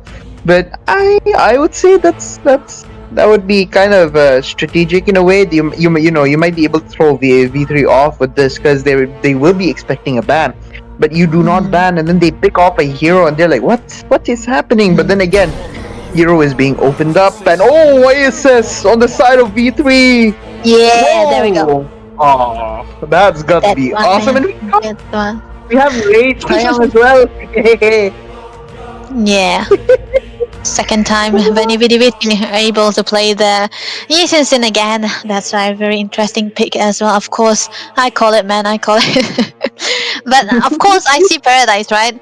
They love the grandeur, man. They really love the grandeur, that they love it more than the Yisensin. So why not pick up the grandeur to go into the goal lane and give away the Yisensun already? Because I think if IC Paradise did their homework, they'll know that Vici were so good in playing the Yisensun last night. So if they can find it well, it's gonna be good. But IC Paradise though, this is where it gets interesting, right?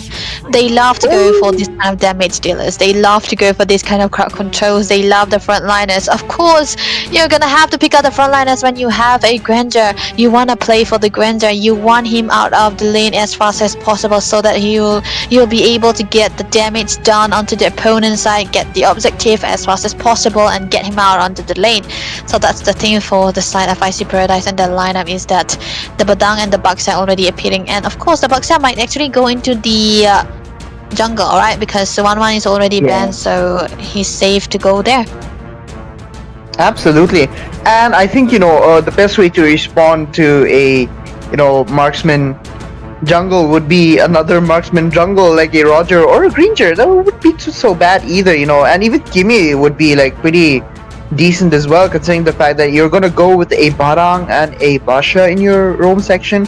Now those are really good flex picks. But then again, Basha right now, he did get a nerf, so his HP defense, was it, or HP growth, it's like it's gone down by like a really decent amount, and I think he's not really focused into the EXP lane anymore, but still doing pretty good. And the hard guard is taken out. Kimmy taken out as well with the Fasha. Okay, you don't want any long range now, but I think Fasha is a really solid ban right here, because V3 have 3 squishy heroes already, and Fasha is going to be able to burst them out pretty quickly as well, like we've seen before. The burst on level 2, completely insane. She just melts down tanks as well, and her stun, now it's very annoying, the stun. Right when you think you're gonna be escaping or something, she just gets back up, and then she just stuns you in, and then your opponents start giving CC and everything, and you fall down. Now that's something you do not want to go against as well. And the one thing I like the bans coming through for the side of Vici is that the Farsa, right, and the Kimmy, right, like you mentioned. Because the thing is, Icy Paradise right now they have only one damage source, and it's gonna be the Granger, and they're gonna be needing a little bit of a bursty mage into the mid lane. And what is the best mates to go for than the Kimi and the Furza? And when Victory, they take it away, so they are forcing Icy Paradise to go for something that's bursty, but also not as dangerous as the Furza or the Kimi. But then again, they have two expensive picks, the Claude as well as the Yi Sin, who takes a lot of time to try to get the farms done, and they're gonna have to hold out the early game as much as possible and try to get their marksmen rolling on for the late game. But the thing about the Claude is that this is a composition that Vici went for together last night also when they were picking out the Yi Sin. They pick out the Claude because of the ultimate, because of the blazing duet, which can clear the lane as easy as possible and try to rotate out of the map, and he does not need any kind of babysittings that he's gonna be requiring. So the the roam has to be the Tigreal right now. A good crowd control coming in for the side of Vici, and they really want to go for the controls here. But look at that picks coming through for Icy Paradise. The Nolan against the Yi Sin. It's a very good pick coming through for Icy Paradise here.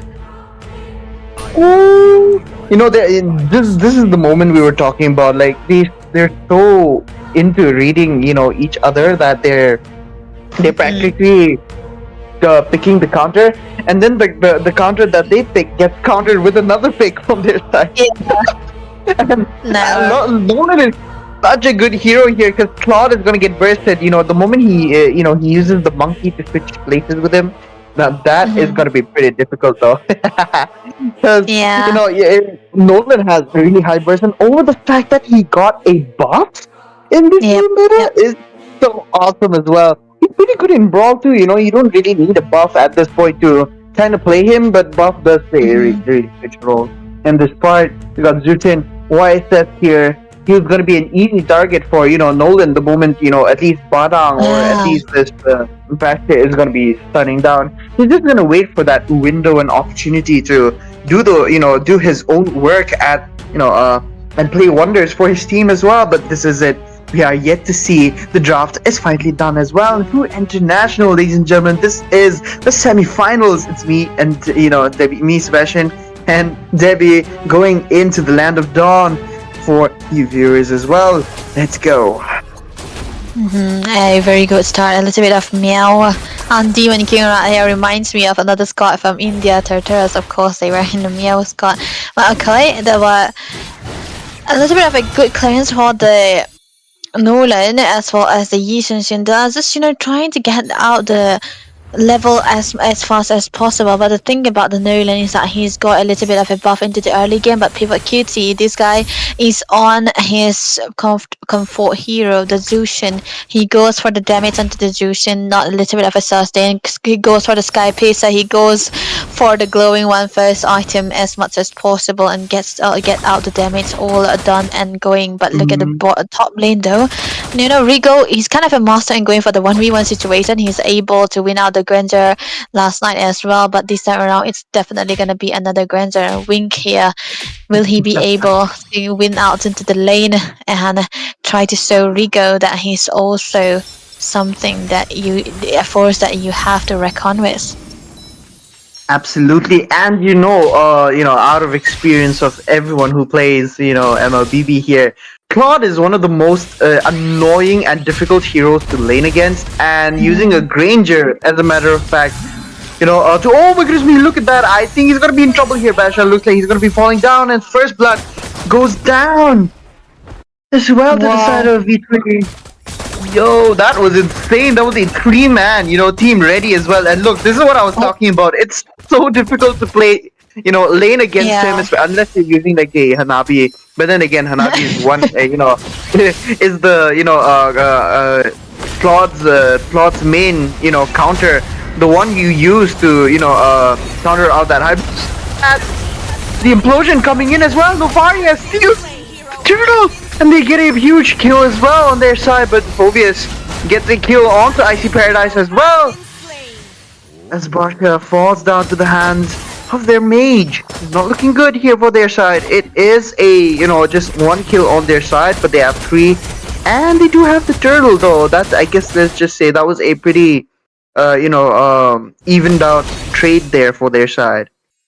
Even out trade, of course, definitely. And the turtle, a good security coming out from Nico here onto the Novaria with a lot of vision as well as the steal onto the third turtle, and able to get the kill onto Avriel here. And you do not really want to get taken down into the first 3 minutes of this game when you are on a Yi Sun. You want to have to go farm and farm and farm, get the turtles as much as possible, and get the level 15 as fast as possible. But right now though, we might be seeing a brawl into the mid lane. Oh my goodness me, what? I think... Oh, Navarra finally gives him really wonderful vision as well. Wink! Looks like he might be able to get this. Oh, Moon is able to take him down as well. Now that's a pretty good shot. Looks like Pivot here might be able to get a beautiful kill onto Moon, but the Revitalize pops in as well. Wink not having enough energy as V3 are able to get the kill onto Basha once again. Yeah, that was a perfect movement coming in, and Astral Echo 3 Vision 4 Vision onto the members. Nico, man, he's just cooking on to this Navaria into the early game as much as possible, and this is what the rotation is going to be like. But look at that though. Oh my goodness me! Purify, what? Wait, did he use it? No, he didn't use Purify. That was a really smooth move coming up by, Pivot QT though. Yeah, he was fast on the reflect. But here he did, spend out the flicker here, so it's definitely gonna be an information from the side of Icy Paradise. But first build for the hands of QT went for the tough put, so as to be a little bit tankier and a little bit, lessen down the crowd control is gonna be caught in on. But Thunderbelt already built onto the hands of Badang right now, and he's going for that kind of, low cooldown build so as to have the better time. And I think, you have to be having a little bit of a pose, but the turtle is already up for both of the teams, and I really love to think that the team who has the box, whether it may be Room or the jungle, do have a little bit of a better time contesting the turtle. But the thing is that Benny Vidi Vici, they do have the Tigreal, they do have a Roma who's vendor that who love going for those card control, and he is trying to get a catch onto the jungle for the side of Icy Paradise and not let Demon King move. But it all comes down to execution. The first turtle is going to be so important for a snowball hero like the Nolan, because it's going to be absolutely necessary, and he already took it. But right now the position the position so far, the Nolan, the Demon King as well as Avriel, they are still busy taking out onto their creeps. They want to have the level lead as much as possible, so as to have an advantage into the contest of the turtle right now. Even the XP laners are already there, so we'll be definitely seeing a clash. Oh man, the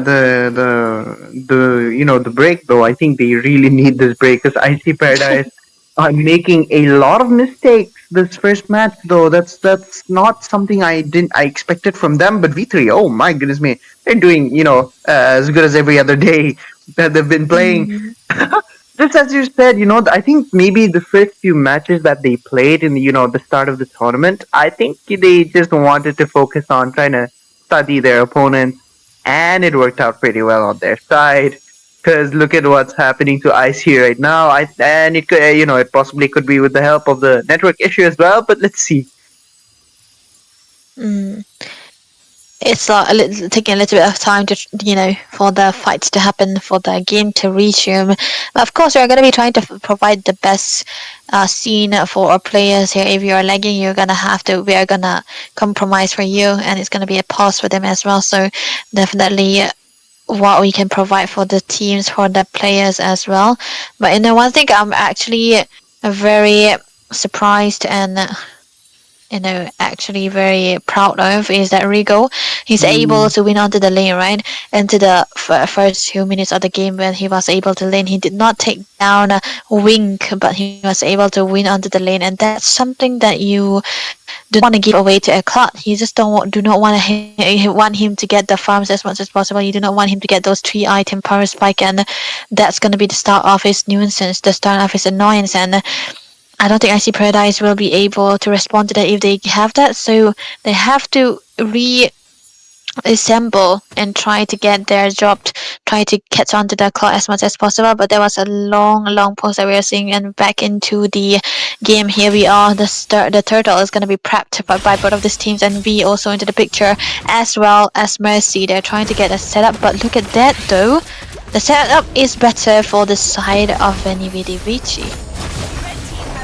Oh my, okay, we 3 finally have, gotten the turtle there. Really wonderful distribution on their side as well. They were able to get away with no losses as well, but Basha looks like he might be able to get this Tigreal with the push coming up as well. Revitalized, locking in place, but oh my goodness me, V gets taken down, and the lanes have finally been swapped up as well. There was an early lane swapped, and I think it's not that early, it's a well needed lane swap, because we want to give other all the farms that he needed, because he's the late game security that Venividi Vici are having. Of course there's going to be the Yishan, but he can kite around all of the map, and the only way that it can dive into the backline is if Rigo can go into their back, way back, and I think he's going to be excelling on that as well, because they do have the way to survive all of this. But gold ranking is actually into the hands of Mr. Wing right here, and second up is gonna be the Avriel. He's doing a great job, but look at that implosion. Oh, okay, the implosion pops in as Badang is taken down here. Nolan looks like he's gonna be in trouble here. He's definitely not looking for this. Flicker has been popped up as well. He looks like he's gonna go down, but no, he gets away from that crucial play there. He has to recall. Basha looks like he's in trouble and he gets taken down as the roamer kills off the roamer. Ah man, that is scary, dude. That is scary. Tigreal showing damage. That's not something you see every day. Look at Wink though. Look at Wink. Gets 100% soloed as well. Oh no. Oh no, what is happening to Icy as well? Rigo showing a lot of work being done here, as V is going to be the one who might be able to handle this out here. Really, well done job distancing the other team out as well. There was a lot of all hell break loose type, play coming in from the side of Venividi Vici. They get the second turtle, and they are all for the fight, because they know that Rigo is going to be coming online, and the set coming through. Every damage that they dealt was perfectly on point as well. Nico was able to steal out. No retribution for Avriel. He wasn't even trying to press out the retribution. It's gonna be a saver, a game changer for the side of Icy Paradise. Now they are gonna be trying to catch up to the goal that they lost so far, and the fight is on. What? I didn't expect that. Thought comes in with the blazing duet as well. Oh no, this looks like it could be it for thing though. Oh no, he gets away from that as well. Pivot QT looks like he's gonna be taken down, but no, he gets away from it in fact. Look like V is gonna be the one that might fall here, but no, he gets lost out as well. Looks like this is it for Moon. Oh my goodness me, what in the world was that, Nico? That was a nasty move there.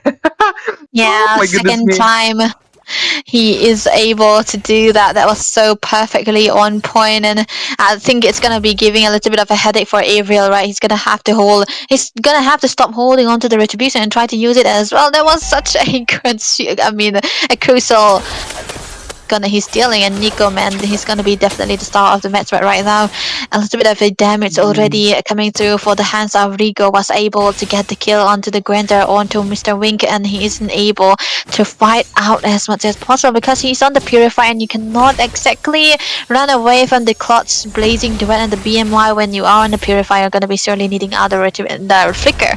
But that is what Venividi are forcing the Grander to go for, because they want him onto the Purify, and when he is on the Purify, the Granger, he's just able to survive all the implosion, but not the onslaught of the BMI as well as the blazing duet combination. But right now, I see Paradise, they are gonna do all the housekeepings that they need. They have to stay under the turrets and get the farm, give out the farms to the Granger. Wink as much as possible, because he's going to be needing the stack on the Capriccio, and in comparison to Rigo as well, he's not the one having the best time into the farm too, but he'll be able to catch up because he's not that far behind. Oh man, okay, now the first Lord is here. It's crucial. It's very crucial. It is the event Lord as well. Really, really powerful, And this could be it. Oh, once again, the vision is being popped off. This might be a steal, but no! A little too late as the retribution is able to get that wing, gets taken down by Rico as well.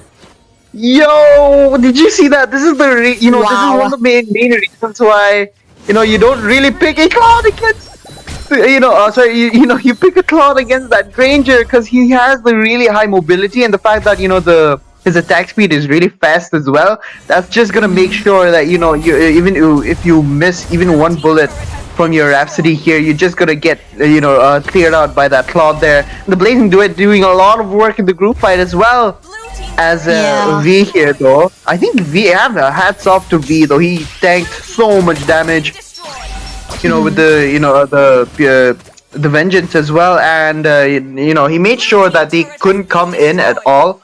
And he attacked as much as he could, and that was one of the main reasons why they were able to win that as well. But then again, I think Nico could have stolen that though. Pretty neat though.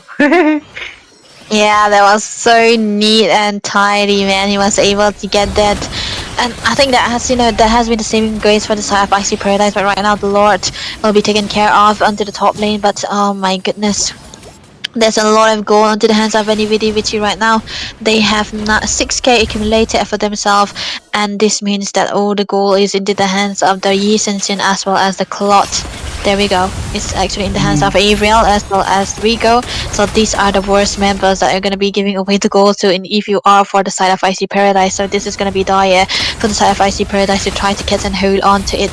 Hold on to this game as much as possible. They need their Grandeur farm up. They need Wink to come online, but he isn't able to do so when there's always a threat coming through for the Tiger, coming through from the BMIs, coming through from Rigo with the Blazing Duets, and there's no way he is able to go into the solo pathing as well.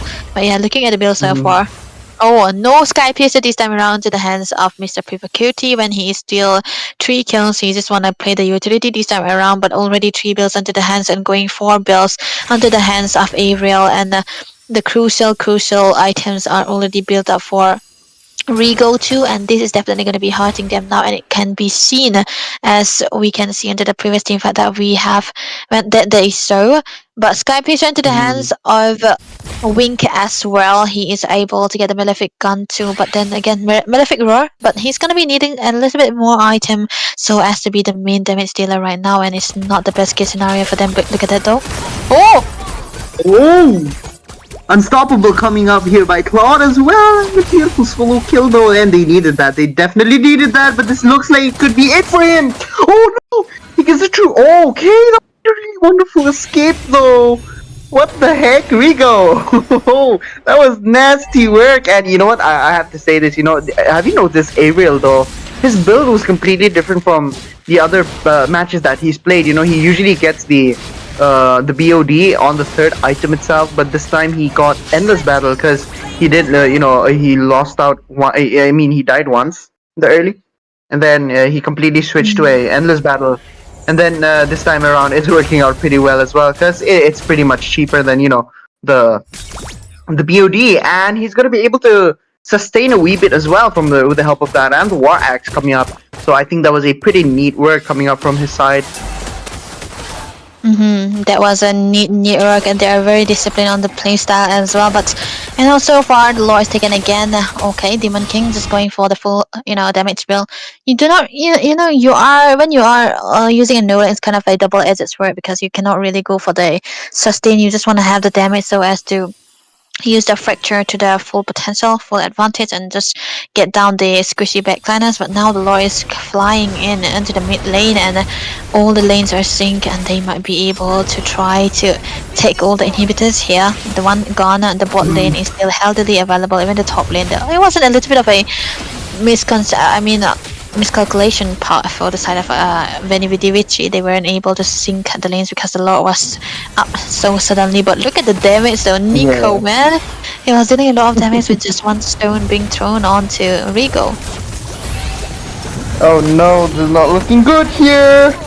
Claude takes down the turret for them to start the group fight. Looks like this is the end for Move as well. Nico! A beautiful snipe onto Rico? What? But then again, Oh my God. there we have it. Wink is finally working out that wonderful play with the Sky Piercer as well, but this does not end well for V3 here, as it's just 3 left. But with the tank build slowing them down as lot as possible as well, and I don't think he's gonna be able to, get this kill on pivot though. That's nice, that's really nice. Oh man, let's check the replay though. What went wrong? What went really, really wrong was that, the other 3 went in and they didn't really, the Vices was a wee bit too far from finishing off Wink there, and I think if they had finished off Wink, they would have won this, first round a little bit easier here. But there we have it, just as we've mentioned before, these two teams are good at reading each other. Even though V3 has, really good domination in the lanes, they're not backing off at all. They know where to escape, when to target, who to target as well. But they finally have vision on Demon King as well. Yeah, this is gonna be dire for both of the teams right now, but I see Paradise they're able to hold on for another Lord. That's very commendable too, because I think it has to do something with the presence of the Navaria and the hands of Nico here, and he was able to get the damage done really well and not going for direct internet to this man. He went for 3 damage build items already, so the more they stay together, the more he's gonna be hearting with all those stones that he's throwing with the lightning transcends passive as well. But right now though, the lore is still up, and look at the damage on Vendor Dutch, man. He's not able to tank that much, so that's gonna be a little bit of a downfall for the side of Venividivici. They have to be careful on who to see, but the ultimate already used away, no vision whatsoever for the side of Venividivici right now. But look at that though, vision from Icy Paradise. Yo, okay, and I think they might be able to steal this though. And okay, no, Vices is still able to get that. Look at Pivot though. He's soloing a 1v3 right there with at least taking 1 down, and there were 2 that was almost taken down as well. They just need to recall right now. And it's just Wink and, it's just Wink and Nico right now doing most of the work here. Because, it's Baran tank, so, he's not going to be able to do much except for, give a huge amount of CC as well. And trying to maybe give hope. Look at that though, the Blazing Duet along with the, damage coming up by Pivot QT though. Not surprised at all, not surprised. This is what Pivot Kitty can do onto this hero, man. He's able to farm us so well. 308, no, that's just yet. But look at the base contact coming in. Oh my god, Avril, man, with the damage onto the base, he have his priorities so straight that he directly went for the base, and this is gonna be the first win of this game, the first match of this game, won away by Timor Leste, of course, and it's gonna be Venividivici who brings out their first E game. I think the A game that they are playing. It was so commendable the way they were playing. No, that so far for Pivot QT, and I don't think he was, there was anyone who could dive into the backlines to take him down. But oh my goodness me, that was a pretty clean move by V3 though. There were ups and downs, but then again, it all comes down to this round, because these two are literally studying each other right now as well. Now that's the scary part, because they're ups and downs as well. Very, very shocking to see them. But then again, it works out well. Rigo coming up here with an MVP as well. 615 KDA, pretty clean on their side. He used the flicker in order to outplay them, and which is pretty. I have to say that is pretty smart as well. He's even got the the freeze in order to make sure the Blazing Duets do hit their target, but he does not get any damage at all, and it worked out well. I think both teams played well, with Icy Paradise defending pretty good as well. But I think in terms of what I would say, in terms of setting up the plays, I think V3 definitely did a much better job as well. Yeah, there was a little bit of a combination coming through for him as well, because they have their crowd control going on for the Tiger from Vendor Dutch. Of course, he loves going for these heavy crowd control heroes like the Badang, like the Tigre, like the Kufra, of course. And now that they have the crowd control, they are set to go for a Destructor. I mean, as in taking away, disrupting the backlines, disrupting the composition of a team. It's gonna have to be the Claude as well as the forwards, and they are using using these heroes to their full capability, and that was such an amazing play coming out for both of the teams as well. But Red Sky is gonna be Avril, go permanent is gonna be 838 onto this USS, and yeah, of course you would wanna go farm, and get the creeps as much as possible, get the XP lanes onto the YSS, right? But the carry has to be Nico, man. This guy, the damage that he had did on the Lord, on the members, on the vendor Dutch, on everyone for the side of Venividivici was very commendable, and he wasn't even missing out onto those astral recalls that he was throwing all over the map, and even with the help of the lightning truncheon, he was able to get the extra damage done, and that's too kind of passive that he have with the butterfly as well, so that's definitely something that he deserved the carry, of course, but Sandbag is gonna be Moon, was able to take out and tank out a lot of them as well. But Backswingman has to be Vendor Dutch, available everywhere, getting all the sets in a better, in the best way as possible. But yeah, that was a very good gameplay coming out from both of the teams, and I see Paradise, they need to bring out their A game into the second match. I can't wait to see what they're gonna be doing right now, because that's pretty insane. I didn't expect that at all, But it works out well for their side. I didn't really expect Icy Paradise to go down a little bit too, on the dominated side. But I think it's safe to say that very Vici, they played so well. They played exceptionally well here in this match. And the fact that they, even though they lost, they lost the, what I would say, they lost the thing. They lost the turtle because of Nico's wonderful shot. Yeah, that was it. That was one hell of a steal, though. Oh man, I hope Falls does clip that. Though, no one expected that steal, and I was just waiting for the second turtle to be taken away by the side of V3, but it went to the hands of Icy, and that was a really clean move. And that's definitely, a good start for Icy Paradise also, because they weren't breaking down, they were holding their mentality correctly.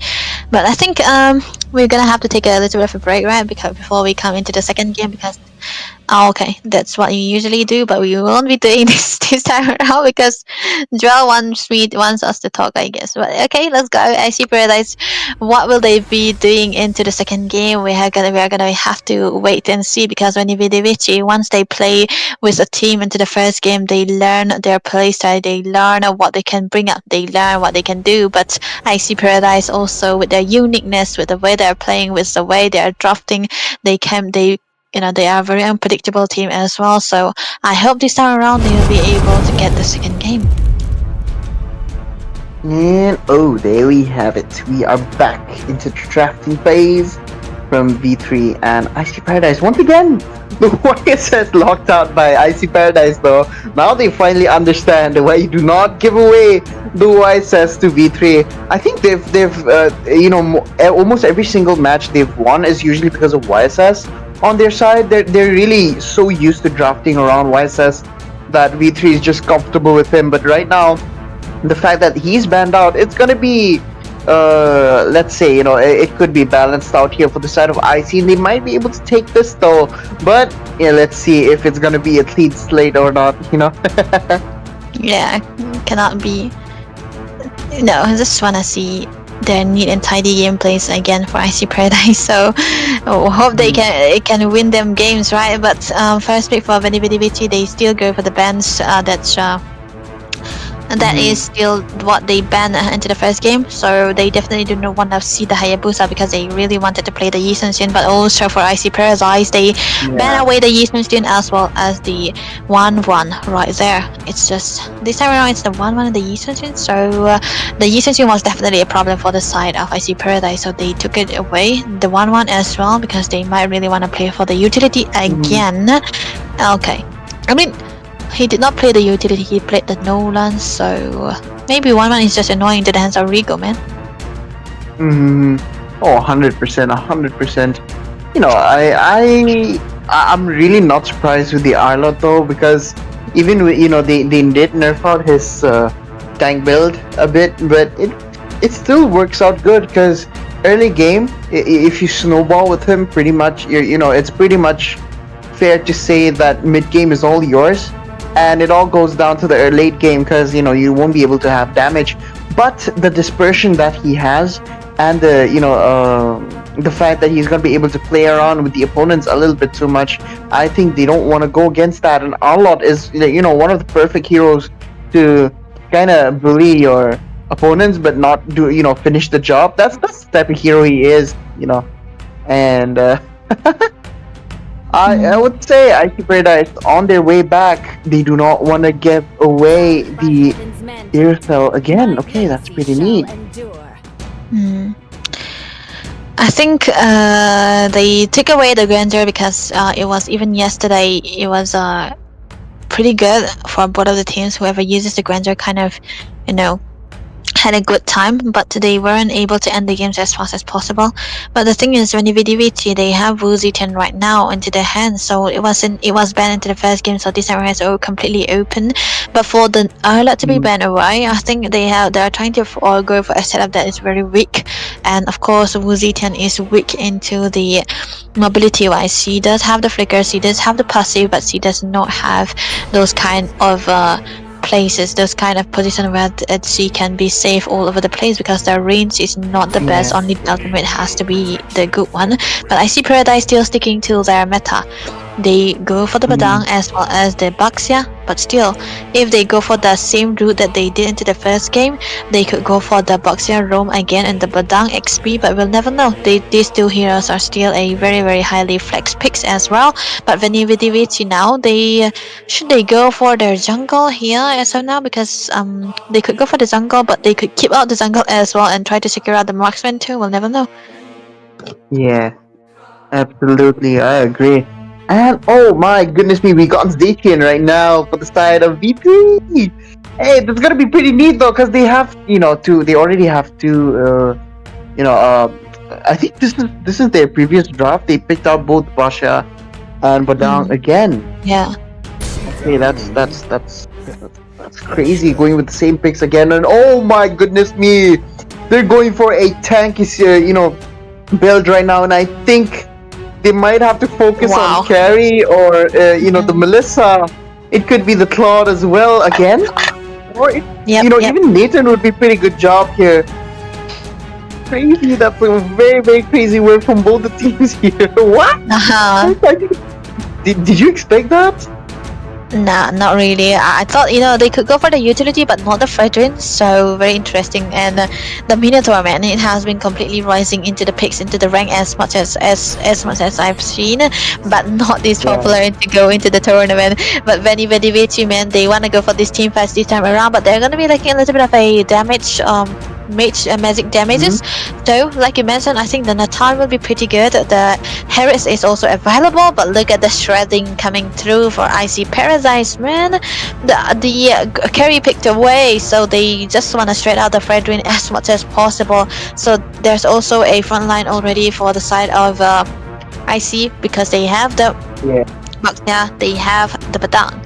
But then again, the thing is, they need to pick out their damage, magic damage dealers as well. But also, it's also the same choice for Venividivici. But now that Venividi have the mates already picked up, they could ban away the goal lane here. But they decided to go ban out the Furious. The Furious could have been melted by the carry, but I think they just don't want any disturbance, I think. Yeah, 100%. I don't think they can do that though. But they did give away carry and hard guard away again. Phobius with the displacements, pretty nasty work that he has. He's pretty tough to go against right now.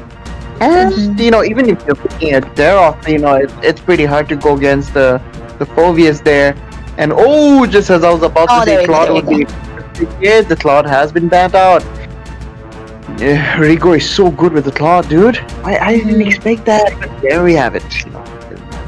He was This is a complete and pure respect ban coming through for IC Paradise, banning away the cloud when it is completely out of meta, but still also good against any kind of heroes. But the carry is, the carry kind of does struggle against the cloud just because of the BMI, of course. He's a single target hero, and the BMI will be able to taunt him away for all the skill sets. So I think IC Paradise, they are just calculating it so well. But the Kimi Bent again coming through for the side of Veni Vidi Vici, and oh man, the Roser! Huh, the Roser onto the hands of IC Paradise, there we go. If you can't have the Yisensin, just pick away the Roser, man. He's gonna be able to get away into the early game. They're definitely gonna be trying to go for the backline dive, back and forth composition as well. But now that Venividity know that the jungle for the side of IC Paradise is the Roser, what could they go for here? They're gonna be needing a little bit of a magic damage too, man. The Wuji 10 will not be enough. Wait, what? Still, they go for the Moskov, huh? Oh, yeah. That's... What? I'm shocked. I'm surprised. I am very, very, very surprised that they picked up the Moscow. Pretty good though. But then again, I would say that there are so much more better heroes here. Specifically against that carry, because carry is a nut job to go get. This is what I say this because I pick carry myself. Like, I spam a lot of carry, and I know her burst. It's just it's not that it works against squishy heroes. It works very extremely well against the squishy heroes because the true damage she deals. They don't have enough HP to sustain all of that, and they're just gonna get melted out almost instantly as well. But then again, the Fasha being picked out. Now they have a pretty good. I would say that IC would have a pretty good shot at this. They could maybe take the first. This round back to their side because they have really, really good lockdown heroes like Badang and Basha. Yeah. They have someone who can slow them down pretty fast, like the carry, and hunt them down like Roger as well. They got the long range poke like the Fasha here, and she's a Reaper as well if you think about it. A lot of people would say that she's a really good initiator, but I would say she's a pretty good finisher and a Reaper as well, because she's really, really good to use when you're trying to pick off heroes, and that's what Reapers do. Reapers like Moskov, Reapers like even the TC here, but TC is kind of like a one-man army. I would say a one-woman army with the yo-yo at that point. Badang is not gonna be happy in that lane going against CC. Definitely. Oh no. Let's see, man. Let's see what they can do into the second game for IC Paradise. It's gonna be very dire for them to take this game because this is the match point for the side of Veni Vidi Vici with an equally aggressive lineup for both of these teams. Welcome to the Land of Dawn. Here we are gonna be seeing who's gonna be coming out on top. But V-Man onto the CC. He's going for the Vengeance to try to counter out the damage coming through from Wink, I suppose. Oh yeah, absolutely. I think they what the heck, they're so early on to ganking as well, but Moskov handling a pretty good job at against that carry though, and I think I find that weird. That never happens to me, but that carry is really locking on, and look at that. Oh, nice. Oh no. Okay, I think they were trying to they were so ready to gank on the thing though. That's actually the pressure that Rigo brings into the lane, right? Whenever marksman he's on, he's able to shine, and this is the first time I've seen under the Moskov as well. It's a weak early game hero, but able to kite well in comparison to the carry. So Wink isn't having the best time of his life, but it has to be something to do with the rotation coming through for Veni Vidi Vici here, because they are trying to get for a little bit of a change up into the jungle pattern as well. The pathway, the putting is actually very different if you compare it to Demon King onto the Rosa as well. Avram Rico, man. He's just so aggressive that he's going for the frame right now with the rotation that's gonna be giving him a little bit of a leeway into the level as well when the turtle is gonna be up. And right now they're just trying to start onto this as well. And with the presence of the Minotaur, who's gonna be having a little bit of a greater time in the crowd control department in comparison to the box down one, they're gonna be able to start this turtle without any contest. Oh yeah, 100%. There's no way in hell that you're gonna go through, Minotaur, Fredrin, and the CC at one go with Zetian all the more ready with the level 4, the stuns.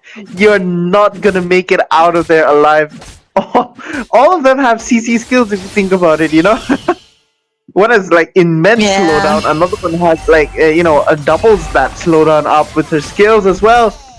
And we do have the, the Minotaur with the lockdown and the Minoan Fury proving to be a little too useful at some point, which is kind of scary because he's not really in the meta, if you think about it. Wait! But Rico, man, he was able to steal out that red buff. I'm not surprised. I'm not surprised at this point. And look at that, this could be the case for their side there. Oh my goodness me, look at Carrie. Carrie's burst was almost able to take that off, and Fredrin looks like he's going to be able to get this. Zet with his beautiful timing up there as well. The first blood goes to V3. Oh my goodness me, what a timing. What a beautiful timing from V3. Wow. Oh man, I'd love to see a replay of that though. That was so uncalled for, man. I see Paradise, they are completely into the back foot right now. With the steal onto the red buff as well, Rico, man, he's gonna be having a little bit of penetration and a level gap in comparison to Wink right now, and Wink is he's not really having the best time of his life into this gold lane here. He's just being bullied most of the time again, and even losing out into this turtle as well. He's not gonna be able to do so. But look at the damage though, Rico, man, he was able to kite away, but the damage though, oh, he's gonna be safe actually. Oh, that's nasty. I think the best part is that he has Flicker, and he's gonna be able to use that, on dire situations. He has Dash already, but the fact that he has Flicker all the more makes it, easy for him to escape, a lot better. And look at CC's damage though. Demon King is in trouble. V is just tearing through HP apart. One hit point at a time as well. So there we have it. Yeah. Oh, he's able to use the retribution to secure that. And Zetian with a beautiful 5-man stun again and again. That was so perfect.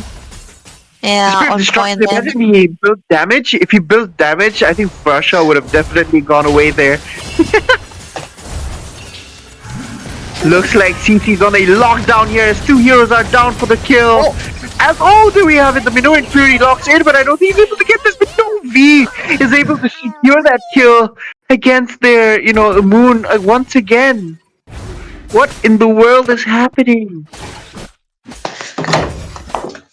Hey, this is crazy, man. This is crazy movement coming out from the side of NVDVT, able to get a lot of damage dealt onto the hands of Rico as well into the early few minutes of this game. And I thought that Moskov was actually a very weak early game here, but he's able to prove us very wrong because he was all over the place just trying to get the SODs going on, and the damage through the piercing as well. Look at that. That's a lot of damage onto the Moskov right now. And Rico, I think it's safe to say he's already coming online. But the thing is, there's a little bit of damage. Mercy though.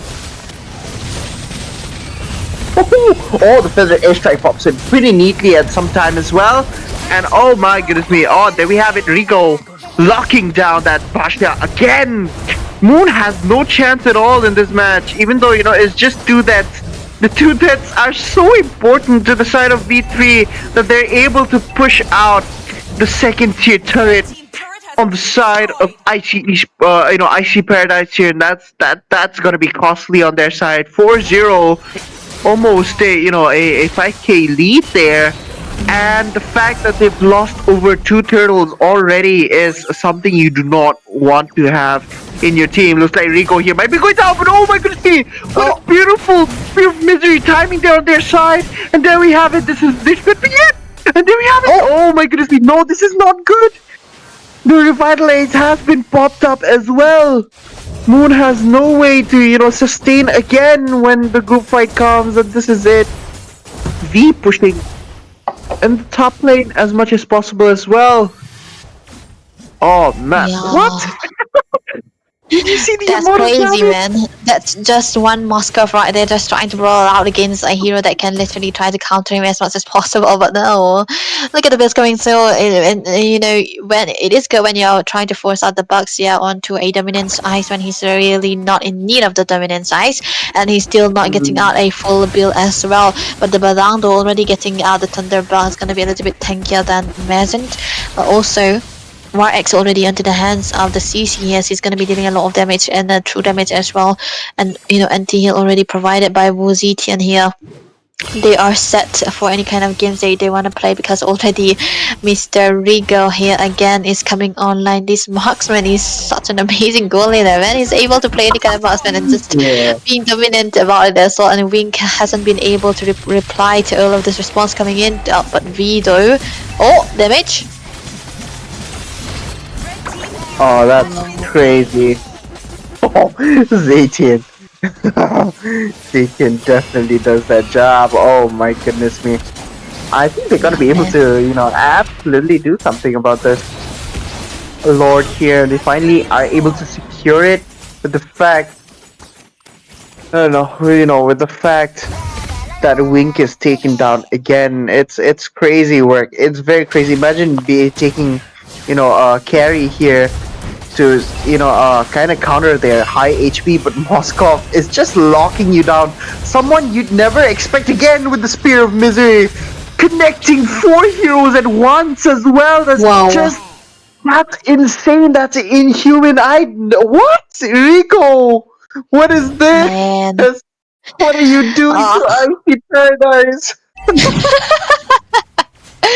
He's just wrecking and creating havoc among themselves and not even giving them a little bit of space to breathe as well. And he's using the Spear of Misery as the main source of crowd control right now, and it's working really, really well because look at him, man. There's no way Icy Paradise will be able to try to go and solo against him. He does not have the Purify, but who cares? He's got a lot of damage as well. But the mid lane will be onto the focus and will be taken care of by the side of NVDVT. They are trying to focus onto the top lane. They're trying to go for it, but the damage is already there. There we go. That's one way to see because that's an immunity coming through. But a lot of damage onto the as well onto the back.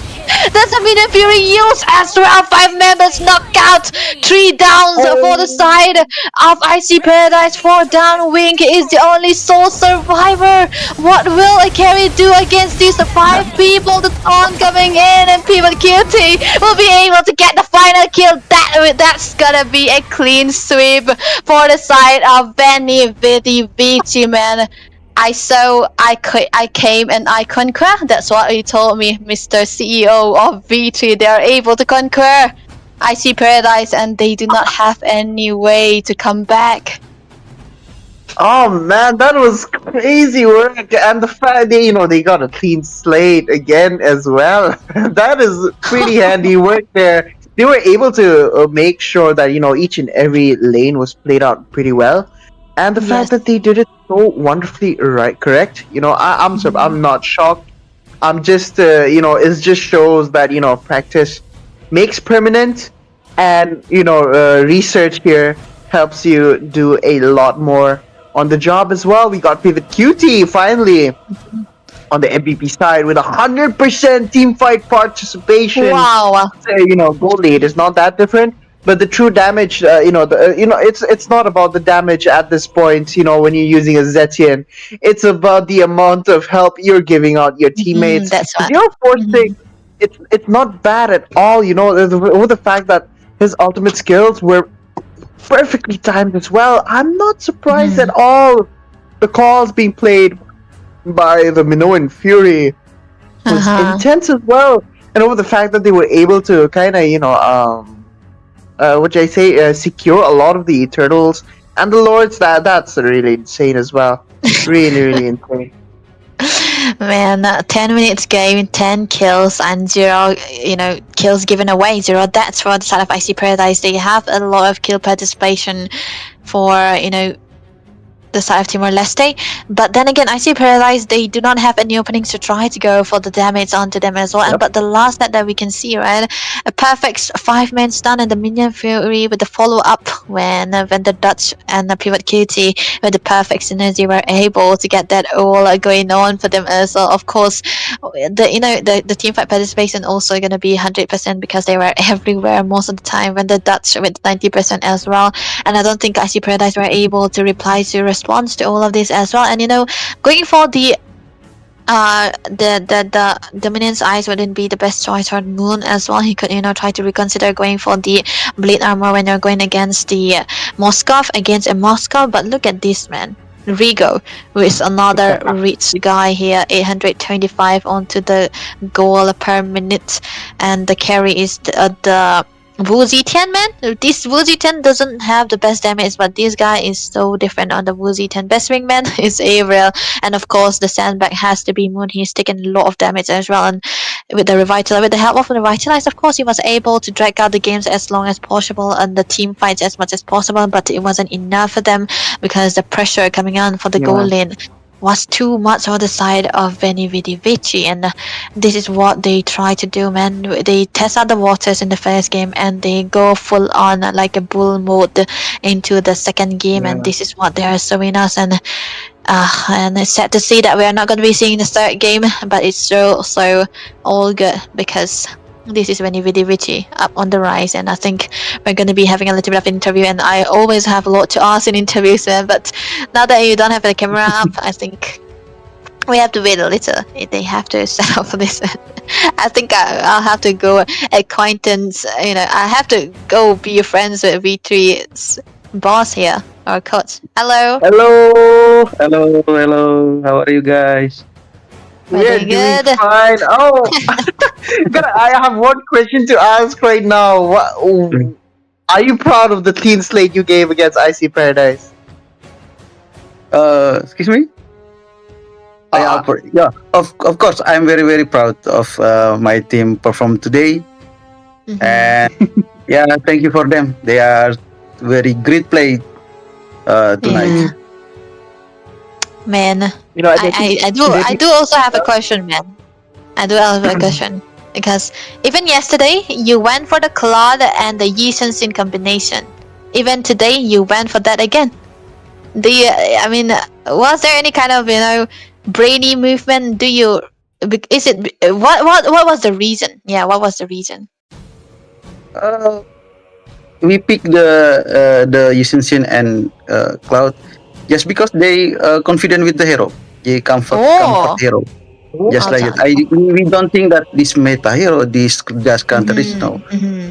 Which hero you confident to play? Just use this, and we will we will responsible with the hero they pick. Like man, Rigo, man.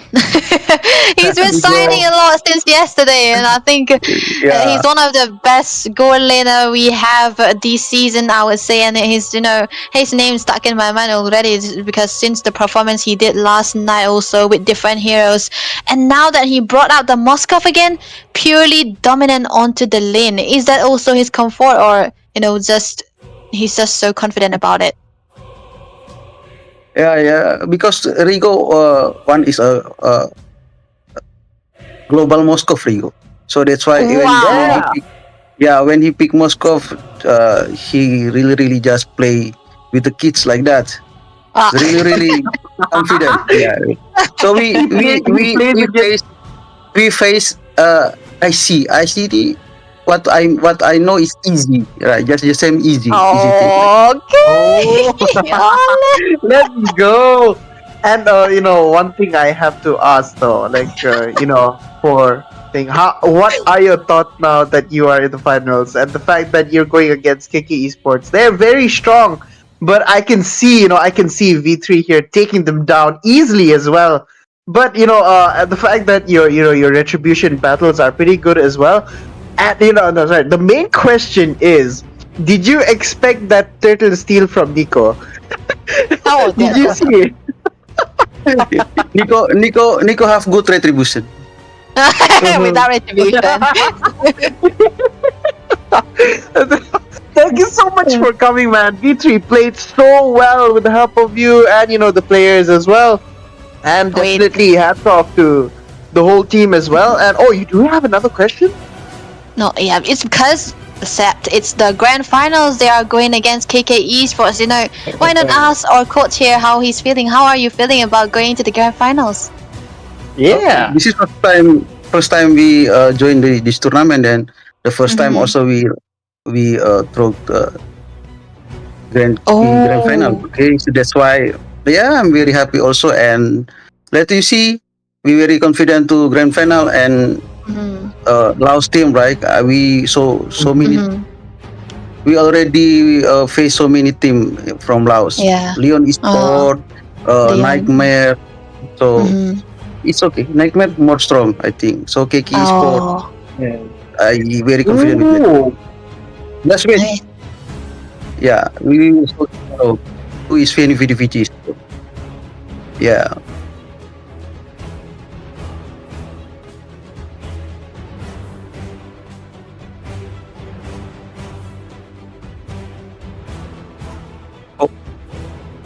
Yeah, this is good. Very happy because if ISF representative, that's mean they very strong, right? So we very happy with face with strong team, but we really don't afraid with who we will face because we very confident with our player. We very confident with my team. Yeah, because also I. We after before we join the match, we always pray. Then I know the God will with us, bless us. Yeah. Crazy. Crazy. Yeah, it's like trust and confidence that you guys have. It's great to have you back here, and I hope that we will see you here in the interview again tomorrow, right? That means you're winning the grand finals, right? Okay, thank you so much for having us today, Coach. Thank you. It's always so good to see you guys play, man. So good luck for the finals. I hope you guys are going to be ready, and congratulations again. Okay. Thank you. Man, that was confidence on another level, Mentality wise, right? But he's got his team has got the skills to pay the bills, if you know what I'm talking about. Oh yeah. Okay, yeah, I know what you mean. It's like it's always there, man. When you have this much trust on your team, of course they're going to be performing. And the second game was pure confidence that they were playing. Even he mentioned, right? I was actually very curious about the Claude and the Yisun always picked together. There was no hidden winnings, no ingredients. It's just that, as Uncle Rosa would say, ingredient. It's just a comfort for them, and I think he knows that his player will be able to do that, and that was such a perfect combination that they're going for. And look at that though, Sebastian. We have KK Esports versus Benny Vici into the finals. No Indonesian though. But dang, this is crazy. Laos versus Timor-Leste. Timor-Leste, they knew as well. Timor-Leste, in this platform, and the fact that they're able to do so well in their first coming, it's pretty insane. It's very wonderful work that they're doing. I congratulate them so much for making it all the way to the grand finals, and for them to even try and win it out. It's awesome. It's really awesome. And I just hope that we will be able to see them more. KK Esports, I haven't been able to cast for them, man. It's just that it's just the timings, always class. So I want to know more about them too. But it's gonna be the finals. We're gonna be seeing them together.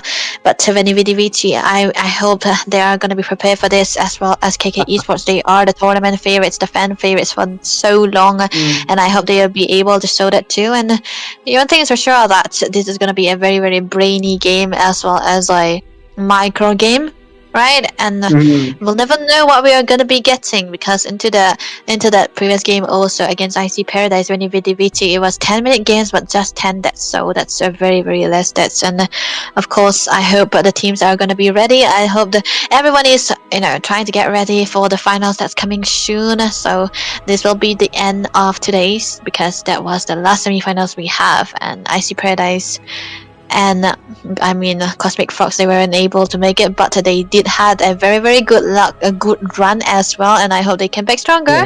But for now we are gonna be highlighting only our stars, and that's gonna be the grand finales there. So good luck to the teams, and I hope they're gonna be getting ready as well. And yeah, I think we have to rip this out again. Absolutely. Thank you so much, guys, for coming in as well. The grand finals are going to take place on Sunday. So it's going to be Balti and Wands, Debbie and I, and possibly Ray as well to come in with Falls, making a comeback into the live, to cast with us again. Let's say thank you so much again for True International. It is powered by, sponsored by NextG. And behind the scenes is none other than Falls Jail. Again, he's the man, the man behind all of this, the man who made it possible for all these streams to happen, the man who made me upside down in the previous stream. But that was, I think I have to say that was really really fun, and the fact that it happened, it happened, and it worked out so well for him to to even fix it at so quickly as well. That's the kind of man we need. Behind the scenes, it worked so well. It worked really really well. Thank you so much, guys, for coming in. We will see you all till next time. It'll be us signing out.